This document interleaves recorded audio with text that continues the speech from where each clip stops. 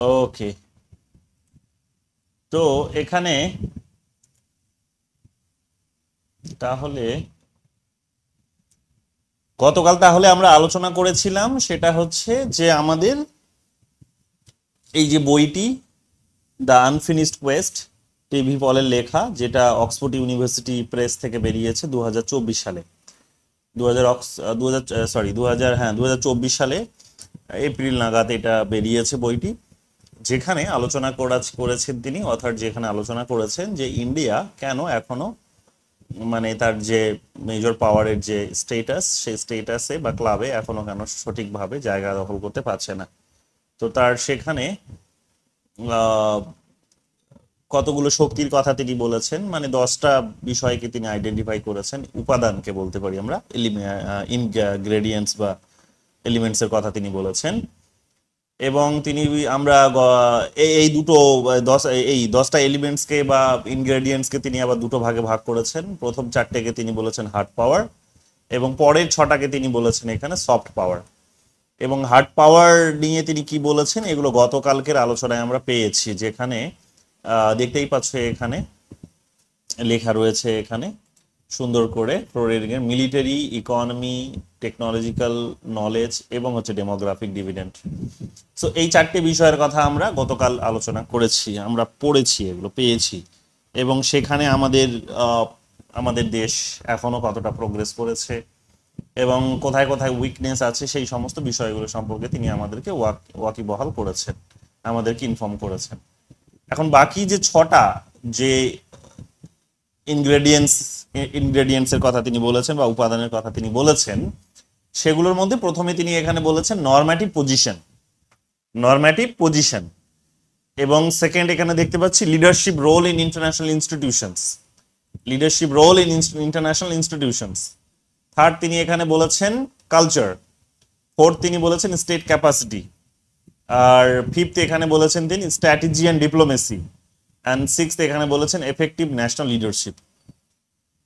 এখন বিষয়টা হচ্ছে যে তিনি এগুলো 10টা ইনগ্রেডিয়েন্টস এর কথা বলেছেন ঠিকই, কিন্তু আমরা দেখতে পাবো যে ইস্যু ভিত্তিক তিনি আলোচনা করেননি। এগুলোকে তিনি তার মতো করে কতগুলো চ্যাপ্টার সাজিয়েছেন, বিশেষ করে তিনি ভ্যালুস দিয়েছেন। হ্যাঁ, মানে হার্ড পাওয়ার আর সফট পাওয়ারের দুটো আলাদা চ্যাপ্টার তো অফকোর্স তিনি করেছেন, হার্ড পাওয়ারের আলোচনাগুলো গতকাল করেছি, সফট পাওয়ারের একটা চ্যাপ্টার করেছেন তিনি। কিন্তু শুধুমাত্র সফট পাওয়ারের চ্যাপ্টারটি করেই সেখানে এই সমস্ত বিষয়গুলোকে আলোচনা করেছেন তা নয়, এর পাশাপাশি তিনি গুরুত্ব দিয়েছেন যে চ্যাপ্টারগুলো তোমরা এখানে পাবে, সেটা হচ্ছে, আমি চ্যাপ্টারে চলে আসছি একেবারেই, যেগুলো তিনি আলোচনা করেছেন যেভাবে, সেগুলো হচ্ছে নেবার কান্ট্রিজদের সম্পর্কেও তিনি আলোচনা করেছেন। দেখো এখানে আছে, তিনি এখানে হার্ড পাওয়ার এবং সফট পাওয়ার আলোচনা করেছেন। হার্ড পাওয়ার আমরা আলোচনা করে নিয়েছি, সফট পাওয়ার আজকে আলোচনা করব, কিন্তু এটা করতে গিয়েই তোমরা এই বাকি এই জিনিসগুলো দেখতে পাবে, the great powers, the neighbours এবং স্টেট ক্যাপাসিটি, যেটা তার সফট পাওয়ারের মধ্যেই ছিল একটা বিষয়। সো এগুলোও আমরা আজ আলোচনা করব, ঠিক আছে, এগুলো আমরা আজ আলোচনা করব। এবার আমি সবার আগে যেটা তাহলে সফট পাওয়ারের মধ্যে যেটা পাচ্ছি আমি, সেটা হচ্ছে এখানে দেখে নাও, সুন্দর করে তোমাকে দেখিয়ে ধরে ধরে এইগুলো করি, সুবিধা হবে বুঝতে, ঠিক আছে, এক্সপার্ট হয়ে উঠবে ফরেন পলিসির ক্ষেত্রে। সেটা হচ্ছে কোথায় গেল, কত নম্বর, 30।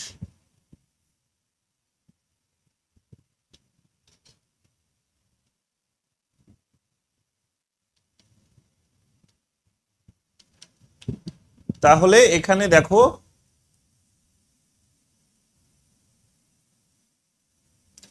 হার্ড পাওয়ার এবং সফট পাওয়ারের আলোচনা তাহলে তিনি এখানে করেছেন।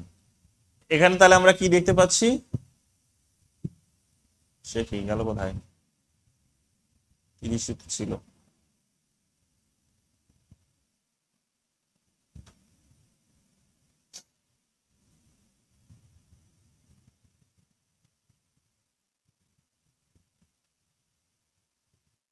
তিরিশই তো লেখা ছিল, এটাই তো ছিল। আচ্ছা, ইন ফোর, এই তো। তাহলে এখানে আমরা কি দেখতে পাচ্ছি, 31-এ। আচ্ছা, তাহলে এখানে আমরা কি দেখতে পাচ্ছি যে তিনি হার্ড পাওয়ার এবং সফট পাওয়ারের আলোচনা করেছেন। তাহলে এবার দেখো হার্ড পাওয়ারের আলোচনা আমরা করে নিয়েছি, আমাদের স্ট্রেংথ কোথায় হয়েছে, কতটা প্রোগ্রেস করেছি সেখানে আমরা, আমাদের উইকনেস এখনো কি আছে সেগুলো সম্পর্কে আলোচনা তিনি করেছেন। এবার সফট পাওয়ারের আলোচনাগুলোতে চলে আসো, যেগুলো তিনি আলোচনা করেছেন সেগুলো হচ্ছে প্রথমে আমি বলি নরমাটিভ পজিশন নিয়ে, যে তোমার নরমাটিভ পজিশন একটা তোমার সফট পাওয়ার। নরমাটিভ পজিশন যদিও তিনি এটা বিশেষভাবে খুব একটা যে ভ্যালুস দিয়েছেন আমি তা বলবো না, বাট হ্যাঁ নরমাটিভ পজিশনসকে ভ্যালুস দেওয়া হয়েছে। নরমাটিভ পজিশন বলতে যেটা বোঝানো হয়েছে সেটা হচ্ছে যে আর কিছুই না, একটা আদর্শবাদী চিন্তা ভাবনা তুমি কতটা প্র্যাকটিস করতে পারছো, আদর্শবাদী চিন্তা ভাবনা প্র্যাকটিস করার ক্যাপাসিটি তোমার মধ্যে আছে কিনা। এবং আমরা যে আদর্শবাদকে প্র্যাকটিস করি সেই আদর্শবাদ একরকম, বা যেটা আমরা করতাম সেটা একরকম ছিল, আর আর আর আর ইউরোপ এবং আমেরিকা যেটা করে সেটা আর একরকম। এখানে একটা পার্থক্য আছে, সুন্দর করে বুঝতে হবে, এবং একটা সিমিলারিটিসও আছে।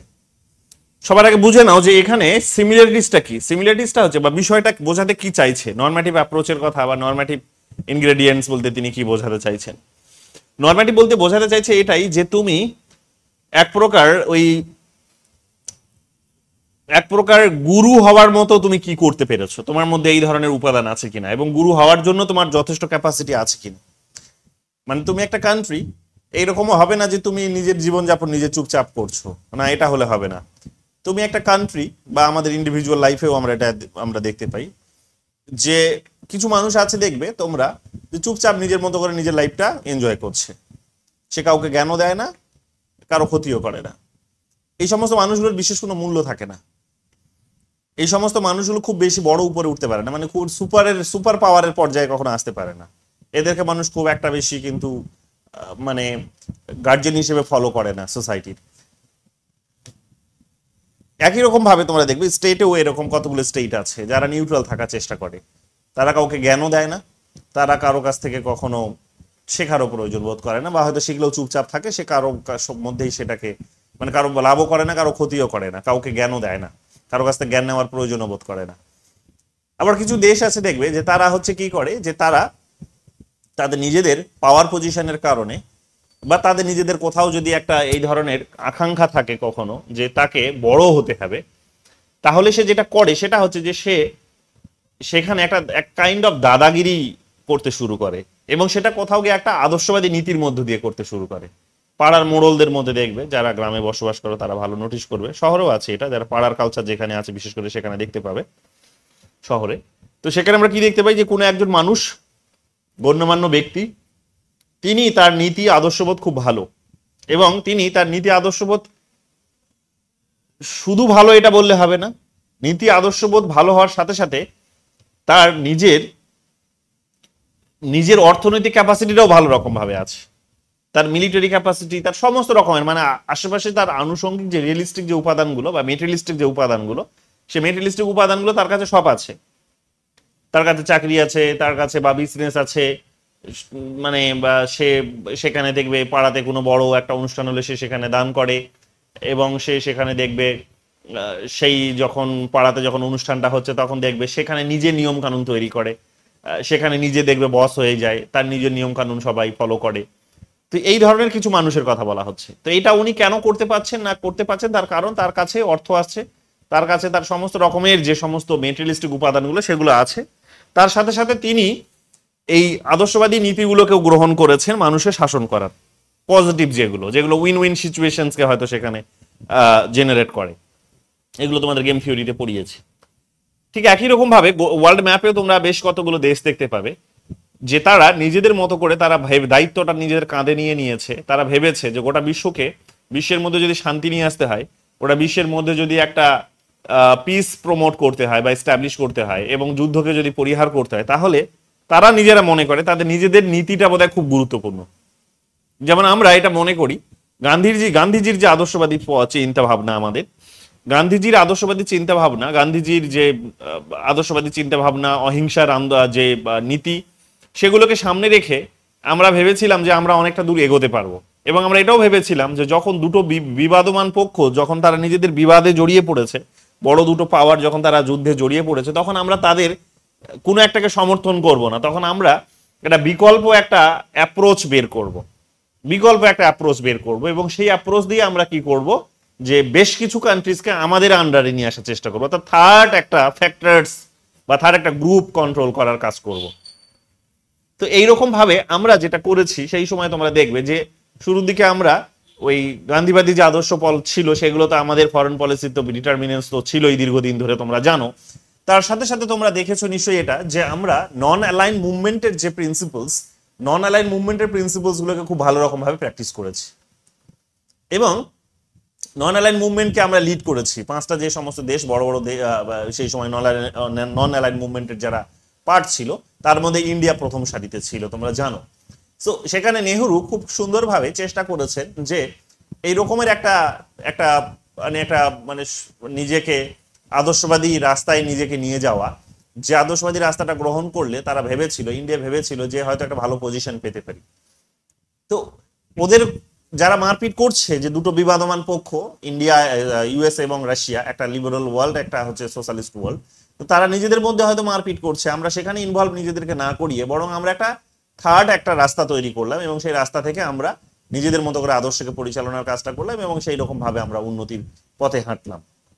সো এটা দেখবে টাইম টু টাইম আমরা এটাকে বাঁচিয়ে রাখার চেষ্টা করেছি, এটার আমরা ফায়দা নিয়েছি, এটাকে আমরা বাঁচিয়ে রেখে নিজেদের অনেক উন্নতি সাধন করেছি, এটা নিয়ে কোনো সন্দেহ নেই। আমরা একটা প্রেশার পলিটিক্সকে কাজে লাগাতে পেরেছি, এই সমস্ত কথাগুলো এখানে বলা হয়েছে, ঘুরিয়ে ফিরিয়ে বলেছে, আমি তোমাদের সিকোয়েন্সে সাজিয়ে দিয়ে বলছি সুন্দরভাবে, যে সুন্দরভাবে এটাকে কাজে লাগানো হয়েছে। ইন্ডিয়া যেমন 1995-এ যখন বান্দুং কনফারেন্স করছে, প্রথম এশিয়া আফ্রিকার হচ্ছে কনফারেন্স ছিল, এটা তোমরা জানো, যে সেই বান্দুং, এবং নেটেও এসেছে এই প্রশ্নটি একাধিকবার। সো প্রথমে এই কনফারেন্সে আমরা যে বার্তাটা দিলাম সেটা হচ্ছে যে আমরা একটা বিকল্প রাজনীতি করতে চাই এবং সেই রাজনীতিতে আমরা নিজেদেরকে দাদা হিসেবে, এক প্রকার আদর্শবাদী একটা লিডার হিসেবে সেখানে প্রতিষ্ঠিত করতে চাই এবং সেটা কমপ্লিটলি হচ্ছে কিন্তু third world countries, vulnerable countries গুলোকে নিয়ে গঠিত একটা এশিয়ার আফ্রিকার একটা হচ্ছে গ্রুপ। তো এই বার্তাগুলো আমরা যখন দিলাম তখন আমরা দেখেছি শুধু বার্তাটাই দেওয়ার কাজ করিনি, এর সাথে সাথে আমরা অনেক কিছুর বিরুদ্ধে কিন্তু সাকসেসও লাভ করেছি, যে কারণে দীর্ঘদিন ধরে অনেকগুলো দেশ আমাদের দীর্ঘদিনের বন্ধু হয়ে আছে, অনেক বন্ধু হয়ে আছে আমাদের, অনেক বন্ধু আছে আমাদের, হিস্টোরিক্যাল ফ্রেন্ডস বলতে পারো এগুলো। স্বাধীনতার পর থেকে তারা এখনো আমাদের সাথে সেই বন্ধুত্বপূর্ণ সম্পর্ক বজায় রেখেছে। কোন কোন ইস্যুতে রেখেছে না, তুমি নন অ্যালাইনমেন্টের মুভমেন্ট গুলো, পলিসি গুলো যদি পড়ো, হ্যাঁ, সেখানে যে পলিসিগুলোকে গুরুত্ব দেওয়া হয়েছিল সেগুলো হচ্ছে যে কাউকে অ্যাটাক করবে না, কারো ভূখণ্ডে হস্তক্ষেপ করবে না, কেউ তার নিজের ভূখণ্ডকে মিলিটারি পারপাসে ব্যবহার করতে দেবে না, কেউ মিলিটারি অ্যাকোয়ার করবে না বা ওই নিউক্লিয়ার অ্যাকোয়ার করবে না। আবার তারা নিজেরা অ্যান্টি ডিসক্রিমিনেশনস একটা পলিসিকে প্রমোট করবে, অ্যান্টি রেসিজমকে প্রমোট করবে, ডিকলোনাইজেশনসকে প্রমোট করবে। তো এগুলো হবে তাদের কি প্রিন্সিপলস, আমরা ন্যাম পড়তে গিয়ে এগুলো পড়েছি। সো এগুলোকে সামনে রেখে তারা কি করবে, এদের বক্তব্য হচ্ছে যে এগুলোকে সামনে রেখে এগোবে। ইন্ডিয়া সেখানে লিডিং পজিশনে ছিল, যখন এগিয়ে গেছে আমাদের দেশ তখন আমরা কি দেখতে পেলাম, আমরা দেখতে পেলাম যে আমাদের দেশ এখানে এগিয়ে গেল ভালো, এগুলোকে সামনে রেখে এগিয়ে গেলাম আমরা। অনেক দেশকে স্বাধীন করার ক্ষেত্রে আমাদের বড় বড় অবদান ছিল, বিশেষ করে আফ্রিকা মহাদেশের অনেক দেশকে স্বাধীন করার ক্ষেত্রে আমাদের বড় অবদান ছিল। সেখানে আমাদের military force, peace keeping operation সেখানে গেছে, মিলিটারি সেখানে পাঠানো হয়েছে। যেমন আমার যাদবপুরে যে রুমমেট ছিল রিসার্চ স্কলার হস্টেলে যখন আমি থাকতাম, তখন আমার রুমমেট ছিল হচ্ছে আঙ্গোলা বলে একটা কান্ট্রি আছে, বড় একটা কান্ট্রি, ইস্ট আফ্রিকাতে, ওয়েস্ট আফ্রিকাতে দেখতে পাবে তোমরা, একেবারে সাউথ ওয়েস্টের দিকে। সো সেখানে সেই দেশে মানে ওর সাথে যখন আমি গল্প করছিলাম তখন গল্প করতে গিয়ে আমি জানতে পারলাম যে সে বলছে যে আমাদের পিস কিপিং অপারেশন সেখানে গেছিল এবং হিস্ট্রিতে তাদের এগুলো পড়ানো হয়, সেখানে কিভাবে তাদেরকে সাহায্য করেছে। এবং আমিও বই খুলে দেখলাম, আইআর এর বই খুলে দেখলাম, হ্যাঁ সত্যিই তো আমাদের একটা বড় অবদান সেখানে তাদের এই কাজে ছিল। তো এগুলোকে খুব সুন্দরভাবে আমাদেরকে মনে করিয়ে দেয় যে আমরা যেভাবে এই বিষয়টিকে সামনে রেখে এগোচ্ছি, যেভাবে আমরা ওই নন অ্যালাইনমেন্ট মুভমেন্টকে ইউজ করেছিলাম, তাতে করে আমাদের নিজেদের যে পাওয়ার আফ্রিকা জুড়ে, এশিয়া, লাতিন আমেরিকার বিভিন্ন দেশে আমরা কিন্তু সেখানে নিজেদের পাওয়ারটিকে বরং একটুখানি মানে আমরা যেটা আমাদের উদ্দেশ্য যেটা ছিল সেই উদ্দেশ্যে আমরা পৌঁছতে পেরেছিলাম কিছুটা। এবং তোমরা জানো পরবর্তীকালে নিউ ইন্টারন্যাশনাল ইকোনমিক অর্ডার যেটা 1979-এর দিকে আমরা তৈরি করলাম, একটা ফোর্স ক্রিয়েট করলাম, আইএমএফ, ডাব্লিউটিওর মতো, আইএমএফ এবং ওয়ার্ল্ড ব্যাংকের মতো ইনস্টিটিউশনস গুলোর উপরে একটা প্রেশার ক্রিয়েট করলাম, নিউ অর্ডার একটা এস্টাবলিশ করার একটা চেষ্টা করলাম। তো এগুলো আলটিমেটলি ইউরোপ এবং আমেরিকার উপরে একটা বড় ধরনের ফোর্স ছিল। তো স্বাভাবিকভাবে বুঝতেই পারছো যে আমরা এই আদর্শগুলোকে সামনে রেখে অনেকটা এগিয়েছি, এগুলো ঠিকই, কিন্তু আবার এখান থেকে আমরা এই আদর্শগুলোকে সামনে রেখে লং রানে এগোতে পারিও নি। তার অন্যতম কারণ ছিল যে আমাদের হার্ড পাওয়ারের একটা বড় চাহিদা ছিল, সফটের থেকেও আরো আমাদের বেশি চাহিদা ছিল হার্ড পাওয়ারের। তো আমরা টাইম যেটা করেছি সেটা হচ্ছে যে ন্যামের মতো এই অর্গানাইজেশনটির যে আবার গুরুত্ব সেটাকে আন্ডারমাইনও করেছি, এটাকে অস্বীকার করার কোনো জায়গা নেই। তো সেগুলো চলে আসে, এগুলো কখনো আমরা ইচ্ছা করে করেছি তা নয়, এগুলো চলে আসে, আসলে ব্যালেন্স করতে গিয়ে অনেক সময় এই জিনিসগুলো হয়ে যায়। তো দেখবে তোমরা এই কম্প্রোমাইজ গুলো হয়ে গেছে, এই ন্যামের যে প্রিন্সিপালস গুলো ছিল সেই প্রিন্সিপালস গুলোকে আমরা অনেকটা কম্প্রোমাইজ করে দিয়েছি বা আমরা ভায়োলেট করেছি নিজেরাও, সেই সময় আমাদের নিজেদের ন্যাশনাল ইন্টারেস্টের কথা ভেবেই করেছি। যেমন 1971 এর কথা আমরা বলতে পারি, যখন বাংলাদেশকে যখন আমরা স্বাধীন করার কাজটা করছি, পূর্ব পাকিস্তানকে যখন স্বাধীন করার কাজ করছি, তখন কোথাও গিয়ে আমরা ওই তার একটু আগেই যে আমরা যে ওই রাশিয়ার সাথে যে সেই সময় সোভিয়েত ইউনিয়নের সাথে যে এগ্রিমেন্টটা আমরা করলাম, তো সেটা পরিষ্কার চোখে আঙ্গুল দিয়ে দেখিয়ে দিল। অনেক অনেক সেই সময় আমাদের বন্ধু দেশগুলো, তাদের কাছে এটা একটা বড় ধাক্কা ছিল। তারা বলছে যে ইন্ডিয়া বলেছিল নিজে কখনো বড় কোনো পাওয়ার্সের সঙ্গে এই ধরনের বড় কোনো এগ্রিমেন্ট করবে না, সে নিজেই কিনা এগ্রিমেন্ট করে বসে আছে। সো এটা তারা খুব ভালোভাবে নেয়নি। তাছাড়াও তোমরা দেখবে যে 1974-এ আমরা তার কিছুদিন বাদেই, কয়েক বছর বাদেই আমরা গিয়ে নিউক্লিয়ার তৈরি করছি, এটাও তাদের ওই নীতির নন অ্যালাইনমেন্টের যে পলিসি সেটার সাথে যায় না। 19 ধরে নাও যে আমরা একেবারেই কি বলবো যে 98-এ গিয়ে এসে আমরা আবার সেকেন্ড টাইম নিউক্লিয়ার এক্সপ্লোশন করছি, এটাও যায় না। 2005-এ গিয়ে আমরা আমেরিকার সাথে যে পলিসিটা, আমেরিকার সাথে যে এগ্রিমেন্ট করছি, হ্যাঁ নিউক্লিয়ার এগ্রিমেন্ট যেটা করছি আমরা সিভিল পারপাসে, আমরা নিউক্লিয়ারকে ব্যবহার করবো, যেটা গতকালকের ক্লাসে বলছিলাম তোমাদের। তো সেগুলোও কিন্তু এই ন্যামের যে পলিসি সেখানে একটা বড় ধাক্কা। তো স্বাভাবিকভাবেই এখানে আমাদের কোথাও গিয়ে আমরা ন্যামের যে গুরুত্ব, সেই গুরুত্বটাকে আন্ডারমাইন করেছি, এগুলো অনেকেই সেটা কিন্তু বলার চেষ্টা করে। তো এই যে বিষয়গুলো, এবং আমরা 1991-এ নিজেরাও তো আমরা লিবারালাইজেশনের দিকে যখন চলে গেলাম, তখন আরো অনেক রকম ভাবে আমরা ন্যামের গুরুত্বটাকে তো কমিয়েই দিয়েছি, এবং ওভারঅল গ্লোবাল পলিটিক্সের কারণেই সেটা কিন্তু হলো। মানে ওই দুটো পাওয়ারের মধ্যে একটা পাওয়ারের ডিক্লাইন হওয়ার কারণে, সেখানে সোভিয়েত ইউনিয়নের ডিক্লাইন হওয়ার কারণে এটা কোথাও গিয়ে একটা ওয়ার্ল্ড অর্ডারই তৈরি হয়ে গেল। তো তখন স্বাভাবিকভাবেই যে ন্যামের গুরুত্বটা যে কম হবে এটা নিয়ে কোনো সন্দেহ ছিল না। তো এই জায়গা থেকে মোটামুটি দেখা গেছে যে একদিকে গ্লোবাল অর্ডার, অন্যদিকে আমরা দেখতে পাবো যে আমাদের কিছু সেই সময়কার ন্যাশনাল ইন্টারেস্ট, দুটোকে ব্যালেন্স করতে গিয়ে আমরা এই ন্যামের মতো গুরুত্বকে, ন্যামের মতো অর্গানাইজেশনগুলোকে গুরুত্ব দিতে পারিনি, আমাদের কাছে কোথাও তার সিগনিফিকেন্সটা হারিয়ে গেছে। এখনো দেখবে সেই একই পজিশন, আমাদের কাছে ন্যামের গুরুত্বটা এতটা বেশি নেই। লাস্ট যে সমস্ত সামিটস গুলো হয়েছে সেখানে দেখবে প্রধানমন্ত্রী আমাদের অ্যাটেন্ড করেননি। সো অ্যাটেন্ড না করার মধ্য দিয়ে যে বার্তাটা তিনি দিতে চেয়েছেন সেটা হচ্ছে এটাই যে ন্যামের গুরুত্বটা এতটা নেই।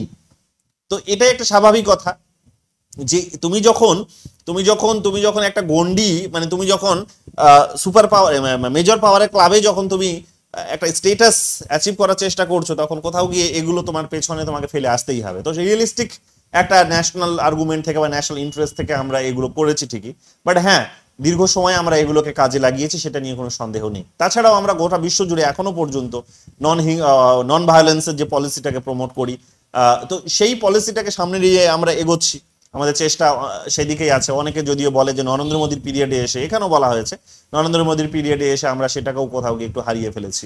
তো যাই হোক, এই যে পিরিয়ডগুলো, এই বার্তাগুলো, মানে এই যে ডেভেলপমেন্টসগুলো বার্তা দেয় যে তোমার একটা নর্মেটিভ তোমার একটা যদি এই ধরনের যদি একটা পজিশনস থাকে, তাহলে সেই পজিশনস তোমার আগামী দিনে তোমাকে সুপিরিয়র করতে বা তোমার যে স্টেটাস এলিভেশন যেটা তুমি চাইছো সেই স্টেটাস এলিভেশনে তোমাকে সাহায্য করবে, যেটা আমরা পেয়েছি দীর্ঘ সময়। এটা তোমরা তাহলে দেখতে পাচ্ছ। আমেরিকার কেসটা যদি দেখো, তোমরা দেখবে আমেরিকা এরকম ভাবে লিবারালিজমের একটা উপর গার্জিয়ানশিপের রোল প্লে করে থাকে, যে লিবারালিজম, ডেমোক্রেসি এগুলো গোটা বিশ্ব জুড়ে ছড়িয়ে দিতে হবে। একেবারেই মনে করে দেখো উইড্রো উইলসনের কথা, 17 পয়েন্ট প্রিন্সিপলস এর কথা মনে করে দেখো। তো সেই সময় তিনি democracy, democratic idea, democratic institutions, law, global governance, এই সমস্ত ইনস্টিটিউশনস গুলো বা এই সমস্ত বিষয়গুলোর উপর জোর দিয়েছিলেন। এবং তারপর থেকে এটা যেন একটা ট্রেন্ডই চলে আসছে যে যেখানে তারা মানে এক প্রকার তারা মানে গোটা বিশ্ব জুড়ে একটা বার্তা দিয়েছে। সোভিয়েত ইউনিয়নকে যেমন কন্টেইন করার চেষ্টা করেছে, ইস্টার্ন ইউরোপে তার যেমন ইনফ্লুয়েন্স বৃদ্ধি পাচ্ছিল, সো সেটাকে কন্টেইন করার চেষ্টা করেছে। এশিয়াতে তার যে ইনফ্লুয়েন্স বৃদ্ধি পাচ্ছিল সেটাকে কন্টেইন করার চেষ্টা করেছে। সিয়াটো, সিন্টো এগুলোর কথাও তিনি বলেছেন যে সিয়াটো, সিন্টোর মতো অর্গানাইজেশনগুলোকে সেখানে বাধা দেওয়া হয়েছে বা তৈরি করেছে আমেরিকা। সেখানে তার সোভিয়েত ইউনিয়নের যে ইনফ্লুয়েন্স সেটাকে রক্ষা করার, মানে সেটাকে বাধা দেওয়ার কাজটা করেছে। তো এগুলো আমেরিকার কতগুলো পলিসি ছিল। বা এখনো আছে, যেমন চায়নার যে তার যে ডেভেলপমেন্ট, এগুলোও তিনি বলেছেন যে চায়নার যে ডেভেলপমেন্ট, চায়নার যেমন হচ্ছে যে বারবারান্ত সাউথ ইস্ট এশিয়ান রিজিয়নে এবং ইন্দো প্যাসিফিক রিজিয়নে, এই টার্মিনোলজিটা জাপানের যিনি প্রাইম মিনিস্টার ছিলেন তিনি কয়েন করেছিলেন, কিন্তু আমরা দেখতে পাবো যে ইউএস এটাকে লুফে নিয়েছে এবং এই জায়গাতে আমরা দেখতে পাচ্ছি যে আমেরিকা যেভাবে এখানে চায়নাকে কন্টেইন করার জন্য সাউথ ইস্ট এশিয়ার দেশগুলোকে সাথে নিয়ে, ইন্ডিয়াকে সাথে নিয়ে যেভাবে একটা ব্লক তৈরি করার চেষ্টা করছে, আমরা দেখেছি আইপিএফ রিসেন্টলি তৈরি হলো, কোয়াড তৈরি হয়েছে। তো এই সমস্ত অর্গানাইজেশনস গুলো বলে দিচ্ছে, একটা বার্তা দিচ্ছে যে কোথাও গিয়ে তাদের যে এগ্রেসিভ পলিসিস গুলো আছে, রাশিয়া এবং চায়নার মতো, একটা সময় ছিল সোভিয়েত ইউনিয়ন, রাশিয়া না, সোভিয়েত ইউনিয়ন এবং এখন হচ্ছে চায়না, তো তাদের এই পলিসিস গুলোকে আটকানোর জন্য তাদের কাছে অস্ত্র হচ্ছে বড় রকমের একটা, যে তাদের বড় অস্ত্র হচ্ছে ডেমোক্রেসি, তাদের বড় অস্ত্র হচ্ছে সেখানে হচ্ছে জয়েন্ট ভেঞ্চার, তাদের অস্ত্র হচ্ছে সেখানে কোঅপারেশন, তাদের অস্ত্র হচ্ছে সেখানে লিবারালিজম ইন জেনারেল। তো একটা সময় তারা এগুলোকে করেছিল, এখনো তারা সেগুলোকে কন্টিনিউ করছে। তো এই যে বিষয়গুলো এখনো পর্যন্ত তারা যে জ্ঞান দেয় মানুষকে বা দেশগুলোকে, যেমন তোমরা গতকালকেই নিশ্চয়ই দেখলে, গতকাল বা পরশুদিন তোমরা নিশ্চয়ই দেখলে, সাউথ আফ্রিকার যিনি প্রেসিডেন্ট ছিলেন, যিনি গেছিলেন ওখানে, সাউথ আফ্রিকার প্রেসিডেন্ট আমেরিকাতে, আমেরিকার সেই হোয়াইট হাউসে তাকে বসিয়ে সেখানে দেখবে, লাইট টাইট নিভিয়ে দিয়ে তাকে সিনে দেখান, এখানে জেনারেলি ওই ধরনের ঘটনা ঘটে না, তাকে দেখানো শুরু করলেন, পর্দাতে দেখাতে শুরু করলেন, স্যাটেলাইট এখানে প্রজেক্টরে, যে কিভাবে সেখানে সেখানে হোয়াইটদের উপর অত্যাচার হচ্ছে, হোয়াইট মানুষদের উপর যারা ওখানে এখন সংখ্যালঘু, তো তাদের উপর কিভাবে অত্যাচার হচ্ছে, সাউথ আফ্রিকার সেখানে সরকার কিভাবে তাদের উপর অত্যাচার করছে, বা সেখানকার সোসাইটিতে কিভাবে তাদের উপর অ্যাটাক হচ্ছে, সেই সমস্ত বিষয়গুলো তিনি দেখাতে শুরু করলেন। শুধু কি তাই, কি হোয়াইট ফার্মার্স, হ্যাঁ, তো এ শুধু কি তাই না, তা নয়, তার সাথে সাথে তিনি এটাও বললেন, তার সাথে সাথে তিনি ওইখানে নিউজের কতগুলো কাটিংস, নিউজ আউটলেটস কতগুলো আমরা দেখলাম যে সেখানে দেখাতে শুরু করলেন, নিশ্চয়ই ভিডিওটা তোমরা দেখেছো, দেখাতে শুরু করলেন যে দেখো কত ঘটনা তোমার দেশে ঘরে, হোয়াইট ফার্মার্সদের উপর এই ধরনের কত অত্যাচার তোমার দেশে হচ্ছে, অথচ তুমি এগুলোর প্রতি এগুলোকে থামাতে পারছো না। তো এগুলো কিসের বার্তা?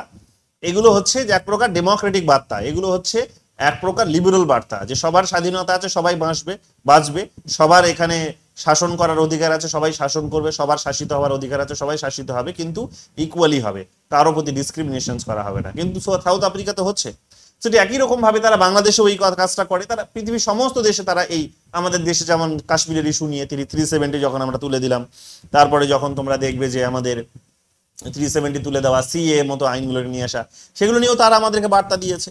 সো আমেরিকার এটা একটা পলিসি, আমেরিকার পলিসি এটা করেছে, আমেরিকার লিবারাল পলিসি দিয়ে সেই এরকম ভাবে একটা ইউনিভার্সালিজমকে প্রমোট করতে চেয়েছে।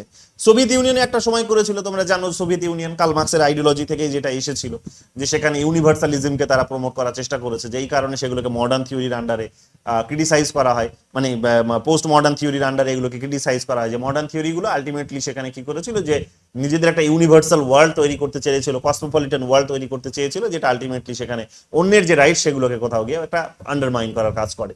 তো আমরা দেখতেই পাচ্ছি যে তারা এইরকম ভাবে ডেমোক্রেসিকে ছড়াতে হবে গোটা বিশ্ব জুড়ে, একটা দেশ আর একটা দেশকে সেখানে ডেমোক্রেসির পাঠ পড়াবে, একে অপরকে সাহায্য সহযোগিতা করবে, এই যে বার্তা, এই যে ধরনের একটা কমন প্রিন্সিপালস তারা প্রমোট করার মধ্যে দিয়ে বেসিক্যালি যেটা করতে চেয়েছে, সেটা হচ্ছে যে গোটা বিশ্বের উপর দাদাগিরি চালাতে চেয়েছে এবং চালাচ্ছে।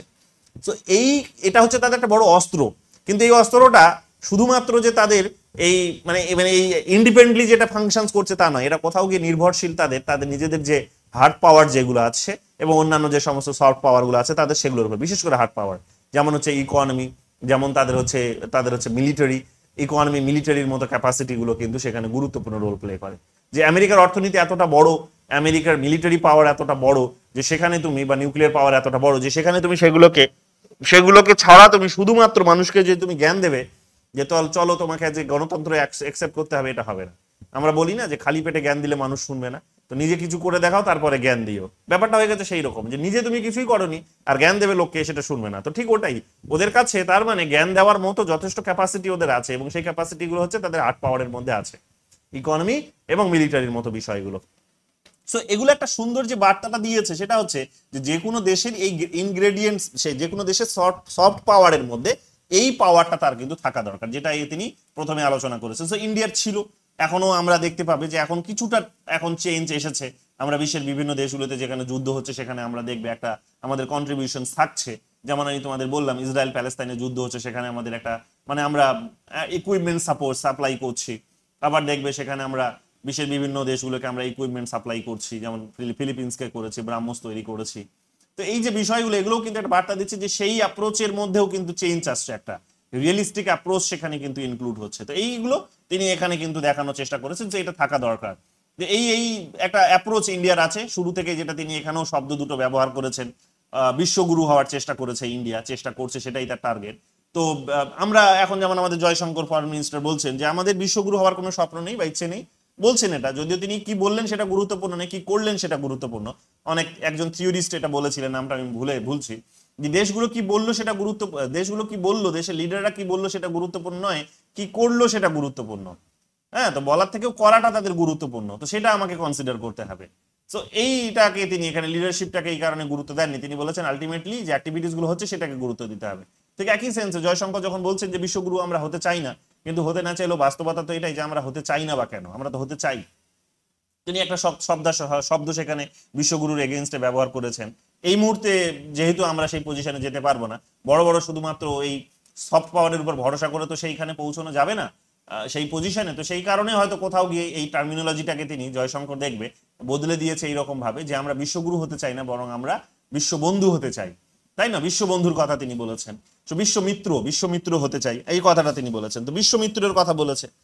কিন্তু আলটিমেট উদ্দেশ্য আমাদের কিন্তু সেটাই। তো এই বিশ্বগুরুর কথা সেখানে তিনি বলেছেন। তো এই একটা অ্যাপ্রোচ তোমার সেখানে থাকতে হবে সফট পাওয়ারের মধ্যে, এইটা তিনি বোঝানোর চেষ্টা করেছেন, যেটা যেটা তোমাকে আলটিমেটলি তোমার যে ক্ষমতা, সেই ক্ষমতাটিকে মানে বৃদ্ধি করে তোমাকে হয়তো এই যে এখন যেটা আমরা চেষ্টা করছি মেজর পাওয়ার ক্লাবে প্রবেশ করা, সেই ক্লাবে তোমাকে প্রবেশ করতে হেল্প করবে।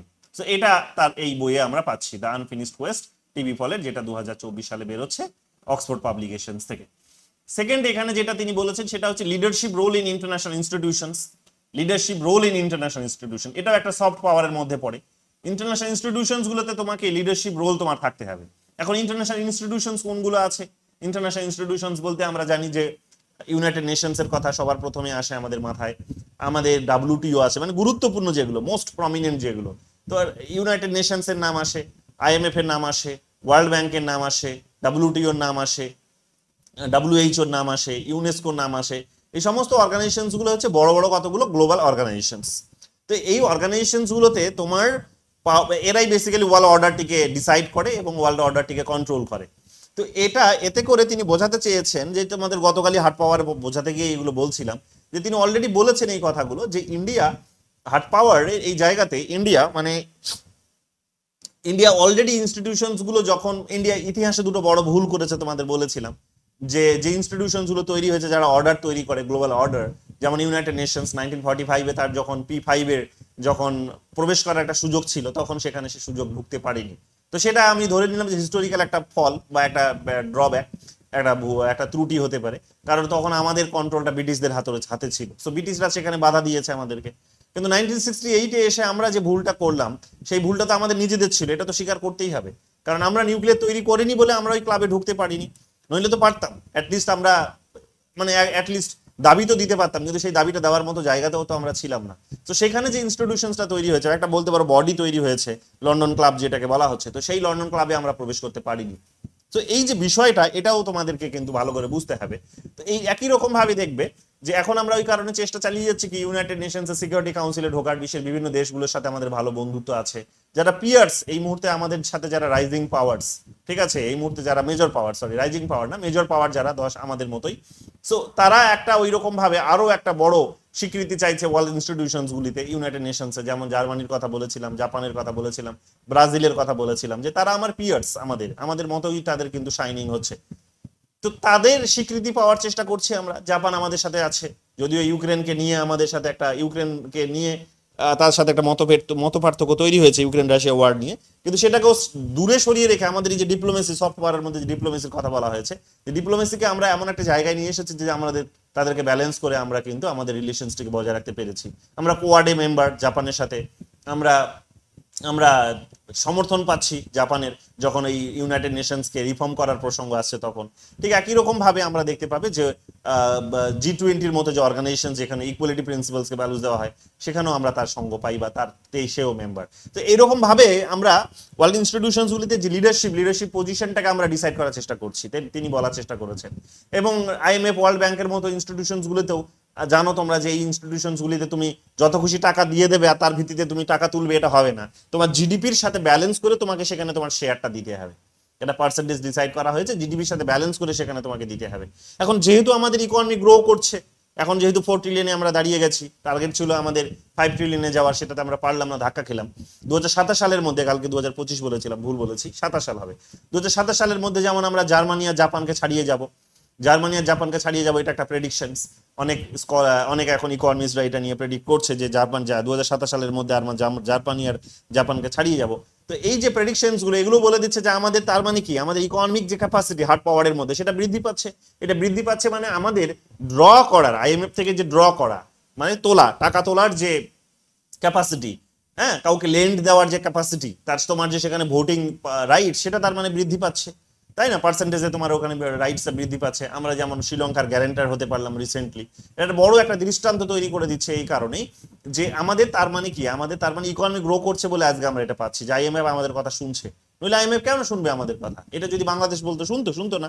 তাহলে ইন্ডিয়ার সেই ক্যাপাসিটি আছে, ইন্ডিয়া গ্রো করছে বলে আজকে কিন্তু আইএমএফ এর, ইন্ডিয়ার কথা আইএমএফ শুনছে, এবং আমরা পাকিস্তান, শ্রীলঙ্কার গ্যারান্টার হতে পারছি।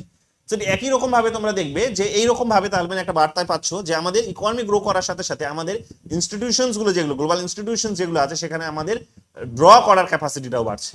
ডাব্লিউটিওর যদি কথা বলো, সেখানেও দেখবে যে ওই তোমরা জানো যে সেখানে বালি কনফারেন্স যেটা হয়েছিল, যেখানে এগ্রিকালচার নিয়ে একটা মত পার্থক্য তৈরি হয়েছিল, তো এগুলো নেটে এসেছে তোমরা জানো। কিন্তু সেখানেও দেখবে আমরা একটা বড় সেখানে কিন্তু দাবিদার ছিলাম, বা একটা বড় ডিমান্ড প্রেজেন্টকারী একটা দেশ ছিলাম, সেখানেও আমাদের ডিমান্ডকে সেখানে কিন্তু অনেকটাই মানা হয়েছে। তো এগুলো পরিষ্কার বার্তা দিচ্ছে এটাই যে ইন্ডিয়া যেহেতু গ্রো করছে, স্বাভাবিকভাবে ইন্ডিয়ার কথা তাদেরকে শুনতে হবে। তো ইন্ডিয়ার কথা তারা শুনতে বাধ্য হচ্ছে। ঠিক একই রকম ভাবে তোমরা দেখতে পাবে যে যখন আমরা এবং ডিপ্লোমেসিকেও এখানে আমরা খুব সুন্দরভাবে কাজে লাগিয়েছি, যেটা 1999 এর পর যেটা নতুন একটা ইনস্টিটিউশন তৈরি হলো, তোমরা জানো, নেটে এসেছে, তোমরা একাধিকবার এটা জানো, G20।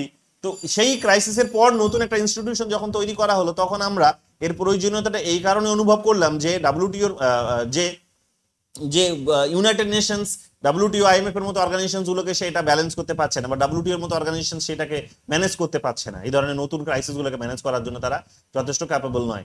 তো তখন নতুন অর্গানাইজেশন তৈরি হচ্ছে। এখন যখন তৈরি হচ্ছে, তখন আমরা সেখানে একটা লিডিং পজিশনে আসছি, আমরা সেখানে একটা আমাদের বড় রোল তৈরি হচ্ছে, একটা ইকুয়াল পার্সপেক্টিভ থেকে যেহেতু অর্গানাইজেশনসটিকে দেখা হচ্ছে, তো সেই কারণে সেখানে আমার একটা ফোর্স নতুন ক্রিয়েট হচ্ছে। সেখানে আমি কিন্তু একটা বড় একটা পাওয়ার, এবং আমার পাওয়ারটা এতটাই যে সেটা প্রমাণ করার জন্য এই উদাহরণটাই বোধহয় যথেষ্ট, যেটা তিনি দেখানোরও চেষ্টা করেছেন, দিয়েছেন, যে আফ্রিকান ইউনিয়নকে আমরা এইবার যখনই আমরা মেম্বার পেয়ে গেলাম, আমরা যখনই এখানে প্রেসিডেন্টশিপ পেলাম, তখনই তোমরা জানো যে ত্রয়িকা বলা হয়, এটা তোমরা জানো যে রোটেশনে হয়। তো সেই প্রেসিডেন্টশিপ যখন আমরা পাচ্ছি, তখন আফ্রিকান ইউনিয়নকে আমরা সেখানে ঢুকিয়ে দিচ্ছি। তো এতে করে আফ্রিকার দেশগুলোর কাছে আমরা এক প্রকার হিরো হয়ে যাচ্ছি। তো এই বিষয়টা আলটিমেটলি নির্দেশ যেটা করছে, বা যেটা ইন্ডিকেটস করছে, তার আর্গুমেন্টস হচ্ছে এটাই যে ইন্ডিয়ার যে ইনস্টিটিউশনাল লেভেলে যে তার যে লিডারশিপ ক্যাপাসিটি, সেটা কিন্তু বৃদ্ধি পাচ্ছে। এটা শুধু কি তাই না, তা নয়, এর সাথে সাথে তোমরা দেখো যে যেখানে আবার ঢুকলে হয়তো ইন্ডিয়ার যে ইনস্টিটিউশনস গুলিতে ঢুকলে ইন্ডিয়ার হয়তো ক্ষতি হতো, ইন্ডিয়া ব্যালেন্স করে সেই ইনস্টিটিউশন গুলোতে ঢোকেওনি, খুব সুন্দরভাবে সেখানে ম্যানেজ করেছে। যেমন তিনি আবার অন্যদিকে বলার চেষ্টা করেছেন যে ইন্ডিয়া যদি, যেমন ইনস্টিটিউশনস এর কথা বলতে যদি এখন আরসিইপির কথা বলো, রিজিওনাল কম্প্রিহেন্সিভ ইকোনমিক পার্টনারশিপ, যেটা 2020 সালের দিকে তৈরি হলো, যেখানে আমরা শুরু থেকে এই দাবিটা করে আসছিলাম, শুরু থেকে এই ধরনের একটা আমাদের আলোচনা চলছিল পাকিস্তানের সাথে এবং এই সমস্ত দেশগুলোর সাথে, যে এটা তৈরি হওয়া দরকার। কিন্তু ফাইনালি যখন দেখলাম যে না, এটার কন্ট্রোলটা চায়নার হাতে, বা ক্যালকুলেশনস আমাদের তাই বলছে যে চায়নাই কন্ট্রোলটা করবে, কারণ তার ইকোনমি অনেক বড়। তো কারণ এখানে ইউএস তো তাকে ঢোকানো হয়নি, ইউএস কে কাউন্টার করার জন্য যেহেতু এটা করা হচ্ছে, তো স্বাভাবিকভাবে এখানে আমরা কি দেখতে পাচ্ছি, যে স্বাভাবিকভাবে এটা আমরা দেখতে পাচ্ছি যে ইন্ডিয়া সেখানে যখন ঢুকছে না, আরসিইপি তে ঢুকলো না, কিংবা চায়নার যখন বেল্ট অ্যান্ড রোড ইনিশিয়েটিভের কথাও তিনি বলেছেন, যে বিআরআই এ যখন ইন্ডিয়া পার্ট নিচ্ছে না, অংশগ্রহণ করছে না, তখন এটা তার ডিপ্লোমেসির একটা বড় দৃষ্টান্ত তৈরি হচ্ছে। ডিপ্লোমেসিটাও এখানে সফট পাওয়ারের মধ্যে আছে।